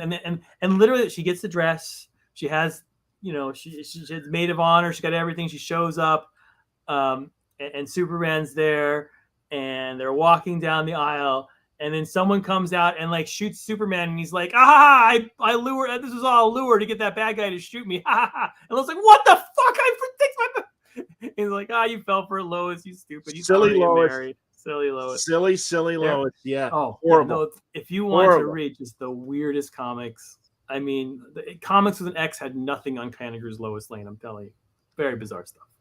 Kalai wants to know: will Paradise Island be more technological or mythical in your run? Again, it's going to be a DC-based comic, so we won't be seeing so much of Paradise Island. Okay. And again, I'm trying to get away a little bit from the gods and the myths and sort of the Wonder Woman living in clouds. I know it's ironic since I started with George Perez, but I wanted to get her to be a more grounded character, to live more in the real world like Superman and Batman do. But I mean, it'll be. I mean, it's Amazon's. It'll be. I mean, her origins are deep into the heart of fantasy, and you know, I'm a huge Game of Thrones guy, and so there's gonna be a lot of that kind of stuff in there. So yeah, I wouldn't say technological anyway. Stanley wants to know if you're excited to see the Flash movie. I've seen the Flash movie. It's very good. Really? That's awesome to hear, man. That's Very great. Good. I trust you. We have similar tastes. Come on, it's got Michael Keaton saying, "Do you want to get nuts?" That's in the commercial. You've seen that part. That's true. That's very true. It's hard not to be 12 years old when he says, "Do you want to get nuts? Let's get nuts." Come on. Greg wants to know about what old movies is your Wonder Woman run inspired? Come on. It's a Tom King comic. There's got to be a few old movies to watch to better understand the comic. Of course, yes. I mean, it's John's Red issue 1. I mean, it's very like post Nixon 70s kind of parallax view. I mean, I drew in some of the Rorschach, but 3 days of the Condor kind of stuff. Yeah. But there's no direct precedent. I directly rip off movies. I do this all the freaking time. Don't get me wrong. Strange Adventures is obviously taken from an old movie called Act of Vengeance. But there is no sort of one-on-one thing. I took the plot is super simple. When you read it, you're going to be like, oh, of course. Like what? It's one of those like obvious plots that sort of lends itself. But I'm not sure exactly where it came from. I think it was just very sort of logical, but yeah, I don't know where. I don't know. Yeah, it's a little noir-y, but it's not that much. Yeah, I'd say kind of late 70s. Yeah, yeah, more political intrigue, I would say, than noir per se. At least based on that first issue. Yeah, it's a little happier than noir. Like the great noirs have horrible endings, and like I said, this is like Supergirl. I guess Supergirl was based on True Grit. That's sort of Western. And Superman was based on The Searchers. So those were both Westerns. So maybe this is based on some Western that I haven't figured it out. Maybe it's based on Red River. I didn't even understand myself. But McCoy says, what did you think about Queen Ippolita's time as the Golden Age Wonder Woman? I always thought it was a great way to keep Wonder Woman tied to the 40s without stepping on the coming of age themes. Plus, it added great conflict. Yeah, there's some cool stuff there. I agree. Yeah, I would agree as well. William B says, do we miss the old movies talk? He went back and watched DOA. Speaking of human Oh target. crap! Yeah, it's the human target was stolen from, and also he dies in the first scene in that movie. Oh god, I'm ready. When we start in the old movie stock, I'm in. Let's all go. in. I was watching an old movie just today. What'd you say? I was watching the Noir of the Week, Dial 1119, which is the Eddie Muller Noir of the Week, which is amazing. I love it. I love the first 10 minutes are like Citizen Kane good in terms of like setting up how a narrative worked. Yeah, it's that is something I'm going to rip off. You're going to hear it first because this comic book is going to come out in 2 years from now. But the hostage setup, the idea that you have like 6 characters who are all living their own lives and all have something to do that night and are all going to someplace special, and they all end up having a drink in a bar, and then some guy comes in and says, "You're now all hostages, and I'm going to kill you," and that turns into the drama. I'm going to steal. I haven't figured out how to make that into a superhero story, but I'm going to figure it out. And when I crack it, it's going to be awesome because that to me is something I very much want to write. That sounds great. 6 superheroes going to 6 different places, not related, getting stuck as in a hostage situation, and how they'll interact with each other. It sounds awesome. I'm going to do that. I like it. I think that sounds great. Mostly, lately I've been seeing a lot of documentaries about old movies. I saw one, and especially last month when Turner was doing their salute to Warner Brothers, celebrating its 100th anniversary, and I saw one about the making of Giant. And the Giant was made it. That was incredible. I also watched one with oh god, now I'm blanking on her name, from Maltese Falcon, the Mary Astor. Oh, the Diaries of Mary Astor. Yes. I read a whole book on that. Wow, what an interesting, yeah, tough life. Yes, a very tough life. Yeah, and a bizarre life too. Like, yeah, but that moment and how she sort of won sympathy to her side in a very restricted culture, and she wrote very dirty things about in her diary, but wonderful, absolutely, just but she's a cool. You know, people don't like her Maltese Falcon. Her performance is controversial. Oh, that's interesting. I never felt that way. I loved her performance in it. Yeah, no, because she's not considered to be a classic beauty, even though she was actually hired off of her good looks. Is how she got into Hollywood. Yes, in the silent era when she was sort of a young 14-year-old. By the time she hits Maltese Falcon, there are people who look back at it and say, "Why is he falling so hard?" She's not Lauren Bacall. She's not. No.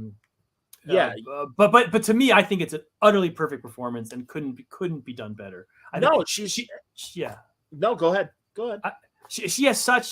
I have a picture. I have a picture of her and Bogey right on my wall here, an old lobby card, because the relationship between two of them, where she's betraying him every second of that movie, and she betrays him in the middle of a conversation. She'll be like, "I love you. I've always loved you." And he's like, "You're fucking with me." He's like, "Yeah, you saw I was fucking with you. How did you know? But now I'm not fucking with you." And he's like, "So now I can love you?" "Yes, I can love you." He's like, "No, you're fucking with me again." "Yeah, you're right. I was fucking." Like, I love it so much, their relationship, and how he falls in love with the lie of her, and she loves that about him. I think that's so wonderful, and she handles that so very well. She plays, because she's a dirty, dark character in that movie. She's not a princess. No. She is she's an addict. She's addicted to going after this stupid bird, and she will throw anyone under the table to get it. And he sees that, and that's what he loves about her. It's wonderful. It's a great performance. Yeah, I agree with you. I think it's excellent. The other documentary I saw was about the 4 Warner Brothers. I saw parts of that one. Yeah, very interesting. That's an incredible story. And just Jack Warner was such an SOB. Yeah, and he really fucked over his older brother and everything. And it's amazing. So everybody should watch that Warner Brothers documentary as well. So yeah, I'm trying to think if I've been missing Noir Alley. I love Eddie, and I love what he does. I grew up on that Warner Brothers lot. My mother was a Warner Brothers executive, so it has a very special a place in my heart. And with the DC studios being there too, so I'm kind of going back there, and it's very weird to be back in the commissary, and you see like the old menu that they had up in 1940 and what sort of things cost back then. And the last time I went to LA, I went to Musso and Frank's. I did that whole experience. That's awesome, man. That's like and this was, Jesus Christ, now that I think about it, 40 years ago, everybody, but it did happen. I went to Dan Tana's. Yeah, which is another place like Musso and Frank's where you see celebrities. and that's where I met. And again, this was 41 years ago. I met the at that time 50-year-old Rita Moreno, who was quite lovely still. And I was a young 17-year-old kid, and she grabbed my head and she kissed me. Oh, pretty cool, man. As I say, I've been kissed by an EGOT winner, the Emmy, Grammy, Oscar, Tony. There's only a handful of them. There's less than 20 people that have done it, and Rita is certainly one of them. But yeah, that's crazy. Oh, I like this question from McCoy.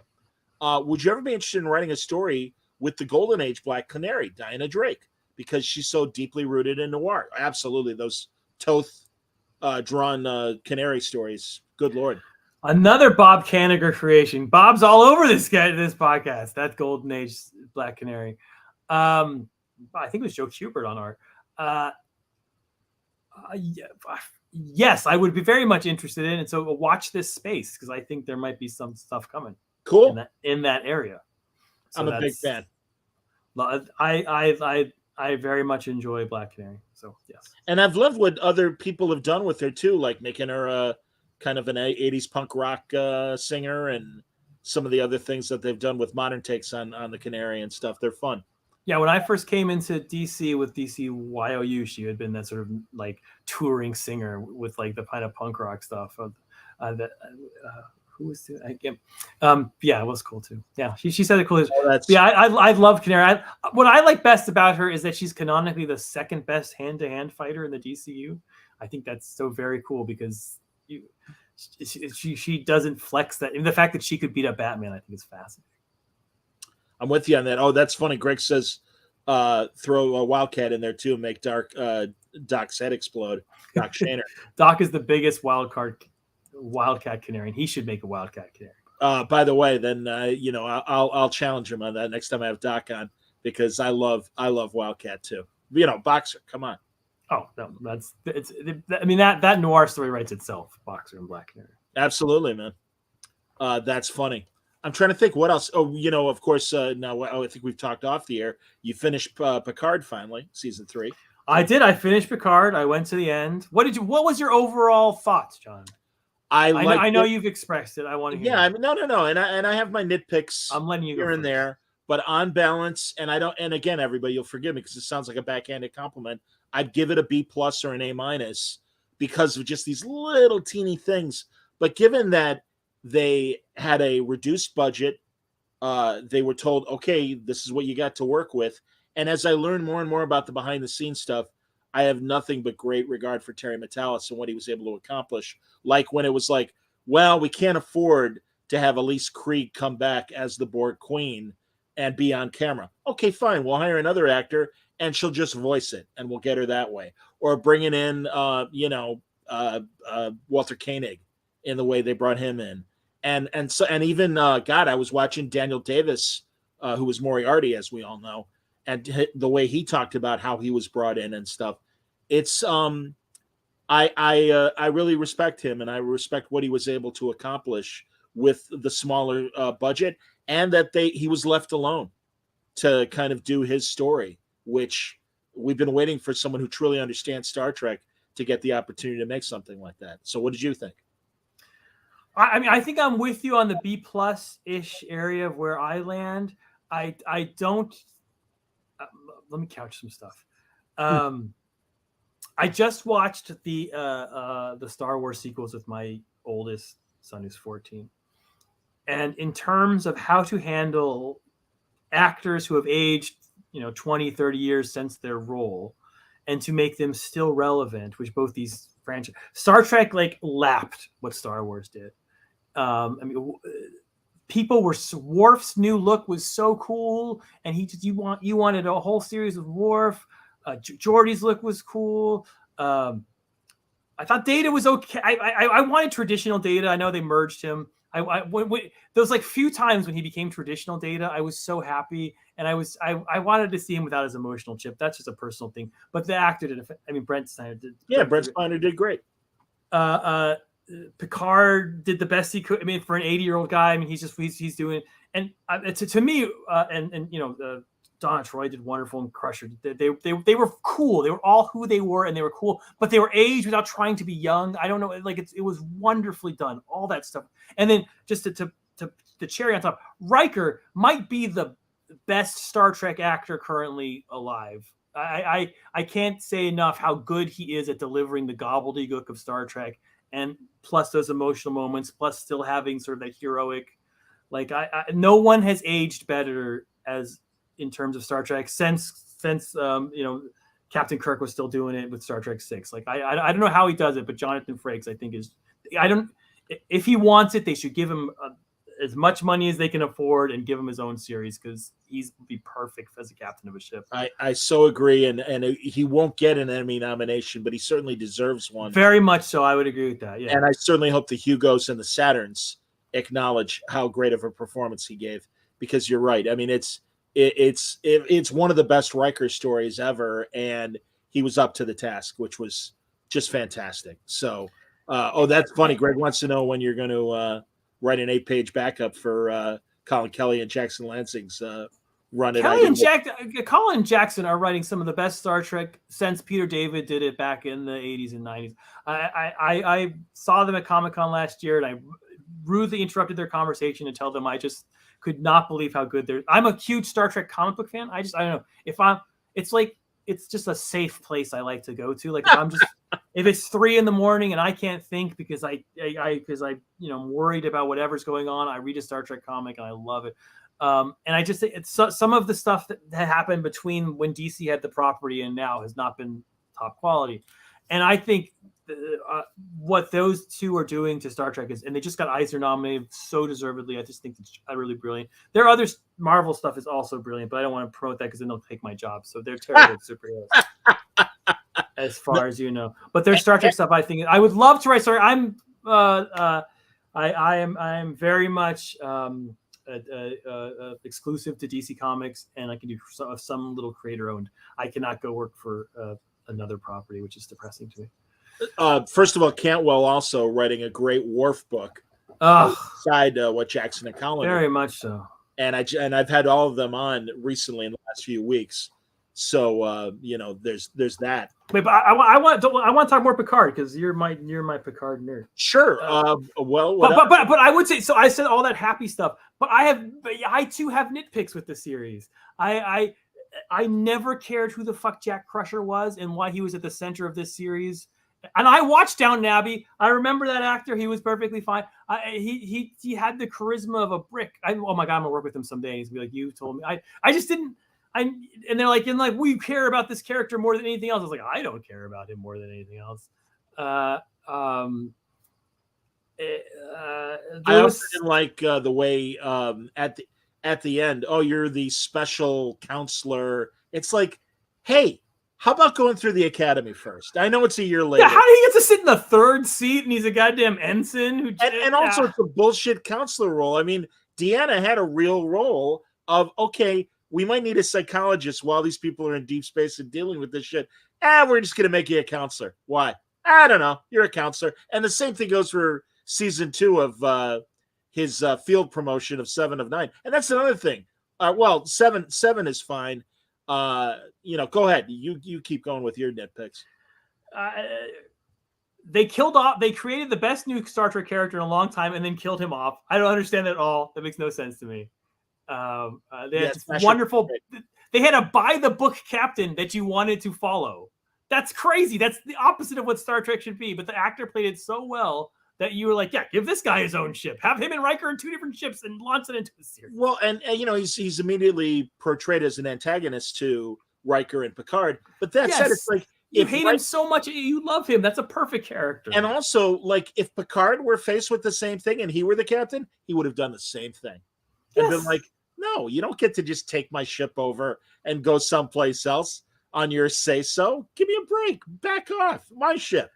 So I thought he was hilarious. He was great. And also and especially after he explained himself and being a victim of Wolf 359 and everything, people are like, oh man, you're really harsh on 7. And it's like, 7 is human. And everybody, this is John saying this. This is not Tom saying this. But I didn't You're agree. trying to get me in trouble. Well, no. I'm saying this. Like I said, I will underline. This is John saying this. I disagreed, and it's my own point of view, and I don't want to disrespect people who took it a different way. But when they attribute a transgender sort of identity to 7 of 9, given her life experience and stuff, I think it's more complicated than that. And again, this is my cisgender old man white guy, I guess, point of view. But I don't see the similarity. And a lot of people were saying that they were dead, that Shaw was dead naming 7 by not acknowledging her Borg thing. And it's like, I don't, and if you're listening, you're not seeing my face where I'm like, I don't see it that way. And I guess maybe because I'm not a trans person, that's probably why I don't see it that way. But I just thought it was a different thing. And it's like, Starfleet should be skeptical of Borg in a way that I don't think trans people should be looked at with any sort of, bad feeling or suspicion. And that's where I think the difference lies. I mean, I think that is something that she will have to carry, the fact that she has this Borg past with her throughout her Star Trek life. And we all forgive her, and that's okay. But by the same token, and Shaw's animosity towards Picard, and everyone's like, well, get over it. It's like, really? Tell that to Ben Sisko, who I loved when he had his first meeting with Picard. It's like, hey, man, fuck you. You're Locutus. You're the reason why my wife is dead. Why would he like her? Why would Shaw trust Picard after being Locutus? I think those are fair feelings that supersede any sort of inherent racism or whatever, for a lack of a better adjective. Again, my 2 cents. Done. Well, let me nitpick something different. I did not buy that Beverly did not tell Picard her son was his because it would have endangered the son. And then she spent his entire life as like scavengers on the Doctors Without Borders putting themselves in tough situations. I did that. That would seem weird to me. Every single episode, had 3 decision point. It's a writer thing, but like they would do impossible decisions constantly, and then they'd find the third way. Like, oh, we either have to kill the captain or blow up the ship. What are we going to do? Go to commercial. And then they would find the third way. I think they repeat that beat a few too many times to me. That's just a writer thing that nobody would notice except us stupid writers. But all that said, again, Leagues, great show. It was wonderful. It was absolutely, it was, I enjoyed every single moment of it. It was fantastic performances. When the ship came out, when the D came out, I had tears in my eyes like everybody else. And I'm so it did right by its characters. It did very well.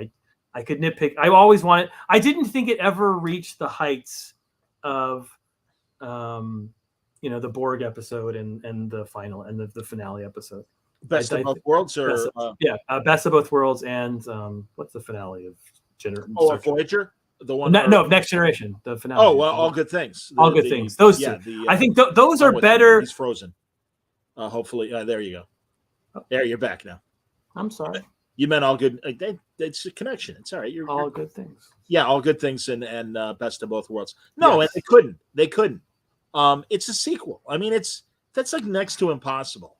Godfather 2 is one of those rare like sequels that is on par with the original. It's hard, man, because you want. No. I mean, it's our job. Our job is to make things that.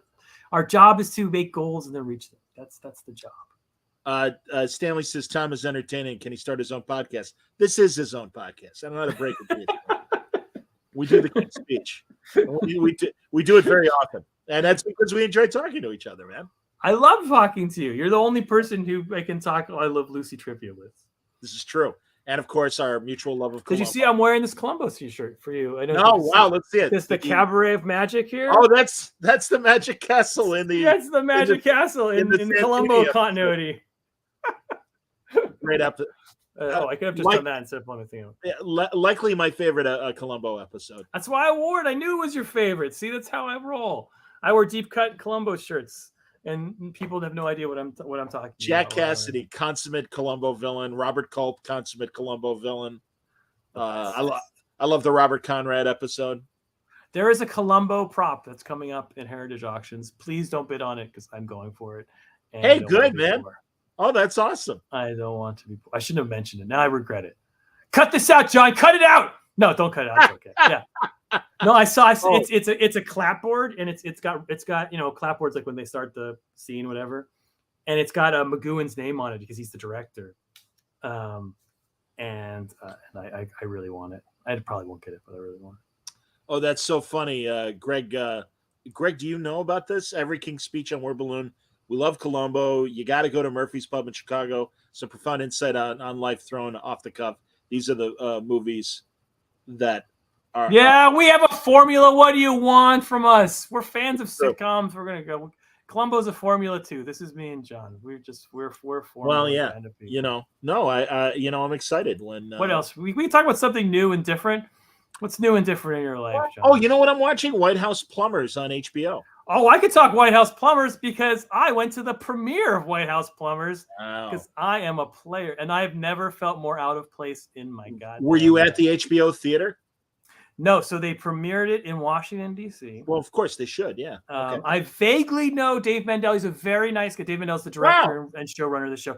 I know him through the art collecting world. Dave Mandel, for people who don't know, is one of, if not the biggest comic book art collectors in the world, and prop collectors too. He has a prop podcast, which is amazing. I highly recommend it. Agreed. It's, called what's the last line of Maltese Falcon? The Stuff Dreams Are Made Of. It's called The Stuff Dreams Are Made Of. It's him and Ryan Condal. Ryan Condal is the showrunner of House of Dragons, and they just talk about collecting, and it's almost deep. It's one of my favorite new podcasts because there's something deep in why we collect things and sort of what stimulates us to spend our lives going after these treasures that we then, as soon as we get them, we just want more. And I look at my freaking office. It's all I just, you collect and you want more.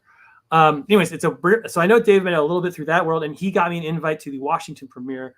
And I went and showed up, and it was in the Navy building. Okay. And the Navy Memorial Building. And it was the tippy top of Washington. There were like 100 Congress people there. There were a bunch of staffers. There was the White House press corps. Bob Woodward was there, which is odd for a Watergate thing. And I walked in, and I'm a comic book writer. And it was my own city. I'm literally 7 blocks from my house, and I've never felt more out of. It was like a cocktail party, and I had no one to talk to because everyone was like, "Well, did you see Biden the other day? Oh yeah, he stopped by, and Kevin was there. Kevin McCarthy did." I was like, "Oh my God, I have never felt more out of place in my." It was like the most awkward nerd it was like being back in junior high when you're wandering. Looking for the table to sit down in, and there's no table. I ended up like in the hallway looking at the pictures on the wall, be like, "Oh, how fascinating that this Navy general." It was utter nonsense, and then David came and he had all the stars, like Woody and Justin were there, and then they talked. Like, it was so they gave a whole speech about, and everyone was very nervous because Bob Woodward was in the audience, and like, so what did you think of this? Sure. But yeah, I freaking love it. It's wonderful. Everyone should see it. I highly recommend. It's for people who don't know, it's by the guy who did Veep and Curb Your Enthusiasm and Seinfeld, doing his take on the Watergate, which is just perfect, and it's fucking hilarious. And I heard you talk about it on your podcast earlier. It does invoke the time period very well. You feel like you're there. It really, and again, like I said, I grew up in the northern suburbs of Chicago. That was a bedroom community in the same way that Howard Hunt's domestic life is portrayed. And it felt like summertime in the 70s, which was cracking me up. So, yeah. And his wife is Cersei from Game of Thrones. It took me a while to figure that out.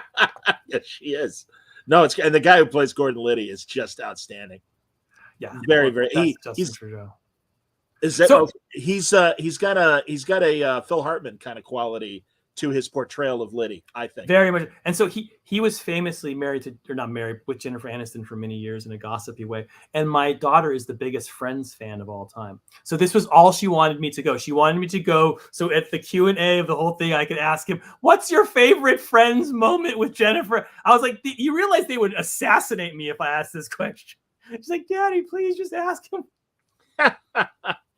That's my Daniel Gonzalez says, please do a Booster and Beetle comic. Their interactions in Heroes in Crisis are some of my favorites.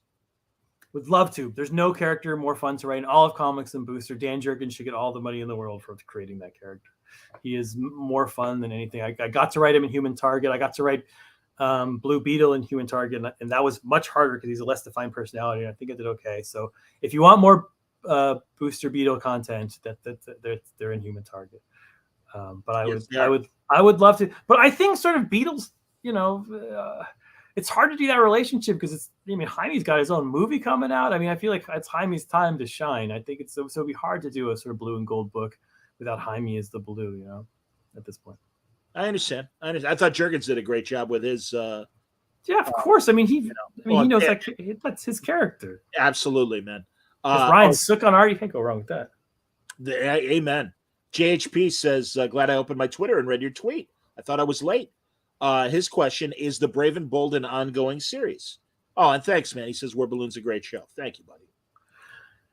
It is. It's an ongoing series, but Mitch and I will only be in 4 of the issues. But I don't even think we're in the first 4. We kind of skip around a little bit just to make sure Mitch can meet the schedule. Cool. So yes, it is an ongoing series of. I don't know if anthology is the best way to put it, but it's a few ongoing stories that are put in one book. I guess that's the definition of anthology, so it must be fun to put it that way.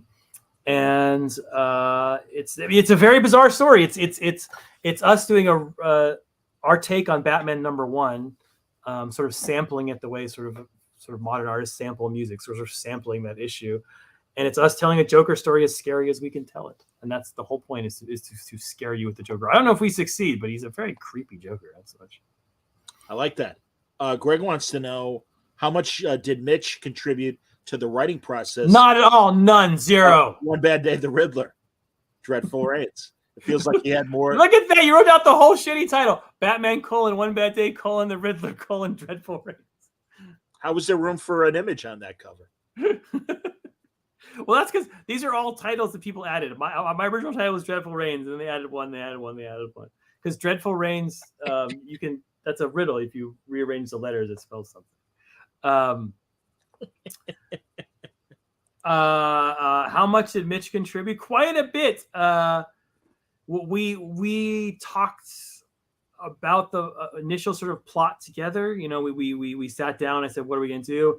I had sort of the idea that it grew into, which was the idea that what happens if Riddler just kills a random person, which is sort of how, instead of actually solving it. Riddles are fun. Yeah, that's what it sells. And then I did the whole thing. I think I did it in 3 weeks. I wrote the script.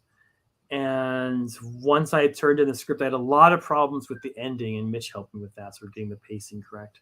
And of course, I can't tell you how much of the story Mitch tells. A ton of it. The reason you love it is because of what Mitch is doing.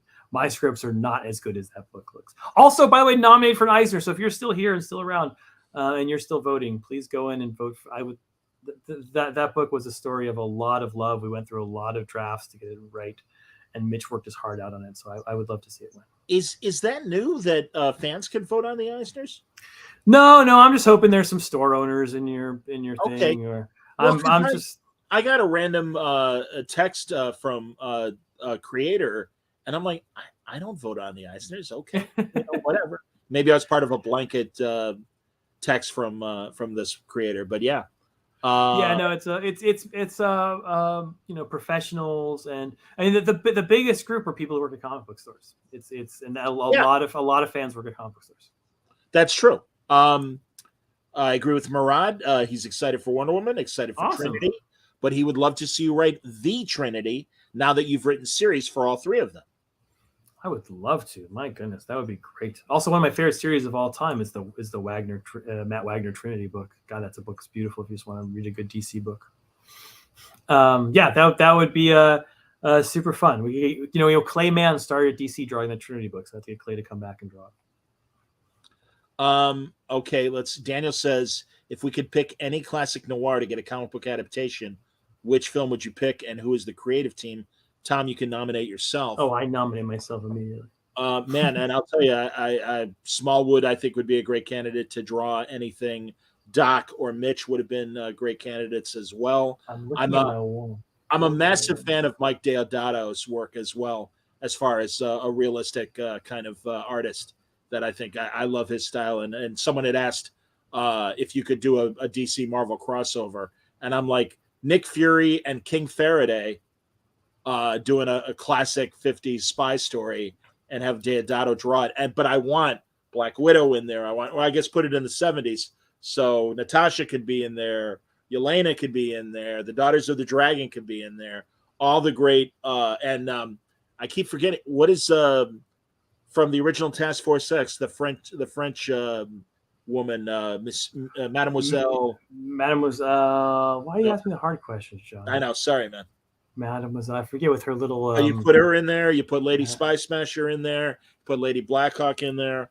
All these people. Yeah, and I agree with you, Greg. Yeah, put it in Cuba during the 50s. Sure. I can't think of an original noir or a noir that I'd like to see a comic book adaptation of.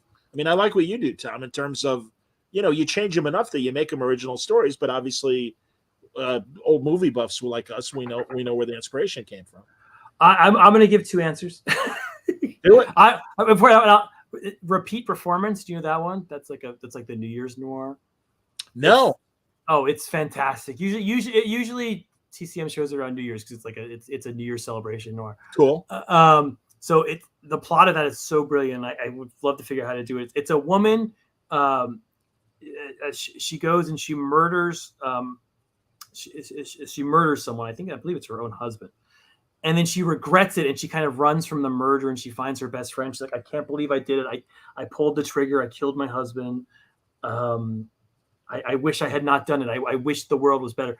And then there's like a Wayne's World kind of thing. Sure. And it's a year earlier, but she has all her memories, and she realizes it's a wonderful life. She gets a second chance. She can go through the last year of her life and live it, so she doesn't have to get to the point where she has to kill her husband. And she's like, that's the easiest thing in the world to do. All I have to do is not kill my husband. And somehow the plot mechanics of it make it so as you're watching her life move through the year, you see her at every point resisting and yet moving slowly, closer and closer and closer to this moment where she will have to kill her husband despite everything she does. And it's absolutely wonderful. It's one of the great plots of all time where you sort of, it's got a terrible male performance in the center of it playing the husband. But besides that fact, it's that would be so great to do that thing where someone has a regret and they're pushed back a year and they're like, oh, fantastic, I don't have to do that thing. And then they sort of have no choice but to do it at the end. It's wonderful. Crazy, man. Well, Tom, it's almost midnight, and I feel I should get going. Yeah, you, and also I feel like I'm keeping poor Cat here. Yes, our poor Cat our watcher. I didn't say anything about that, Cat. This is what happens, Cat. Tom and I get going. We have a lot of questions from fans, and we got to get our old movie and Star Trek talk in as well. So, and Columbo. So I think we've ticked all the boxes. So there you go.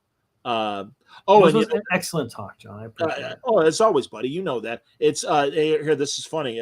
He says Tom referenced this movie in a great podcast interview with Mike Cronenberg a few months ago. Well, Mike is coming back to Word Balloon as well. Mike just did a great cover for Back Issue, their Neil Adams tribute issue, which of course Mike's the best. Mike is one of the guys who, if he's one of those guys who helps me with my story ideas. Like if I can't break a thing, and I have to these days I'm constantly breaking stories, so I'm constantly turning to Mike and being like, how do I do this? And when we find the ways to work. So he's a brilliant guy to work with.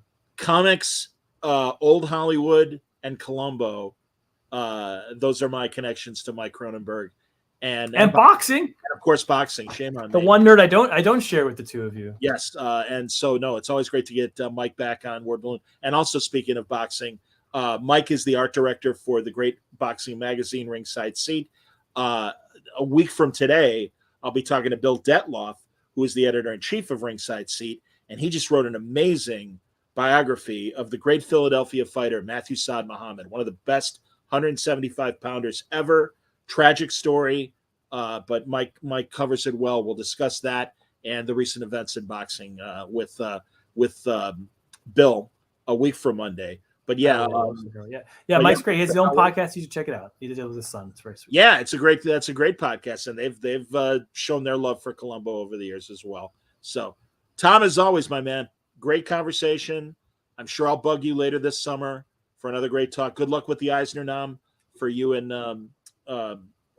shame on me, Mitch and Greg and Elsa. Well, Elsa is what I was thinking of with Love Everlasting, but certainly with Mitch and Greg as well. You got a lot of noms, man. Jesus Christ.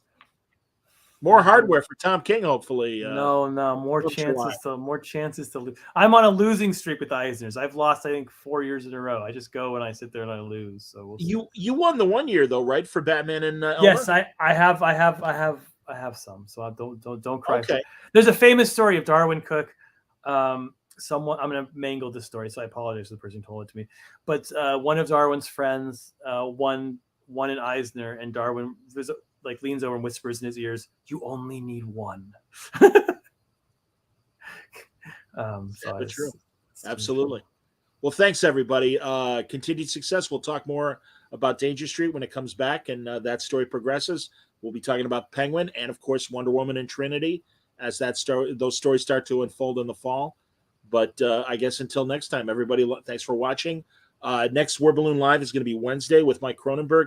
And then Thursday, as I mentioned earlier, we're going to do Historia, the third volume, with Kelly Sue and Nicholas Scott to wrap up that conversation. So look for that and more coming up. Everybody, thanks a lot. Until next time, stay safe, stay happy, stay healthy. Thank you, John.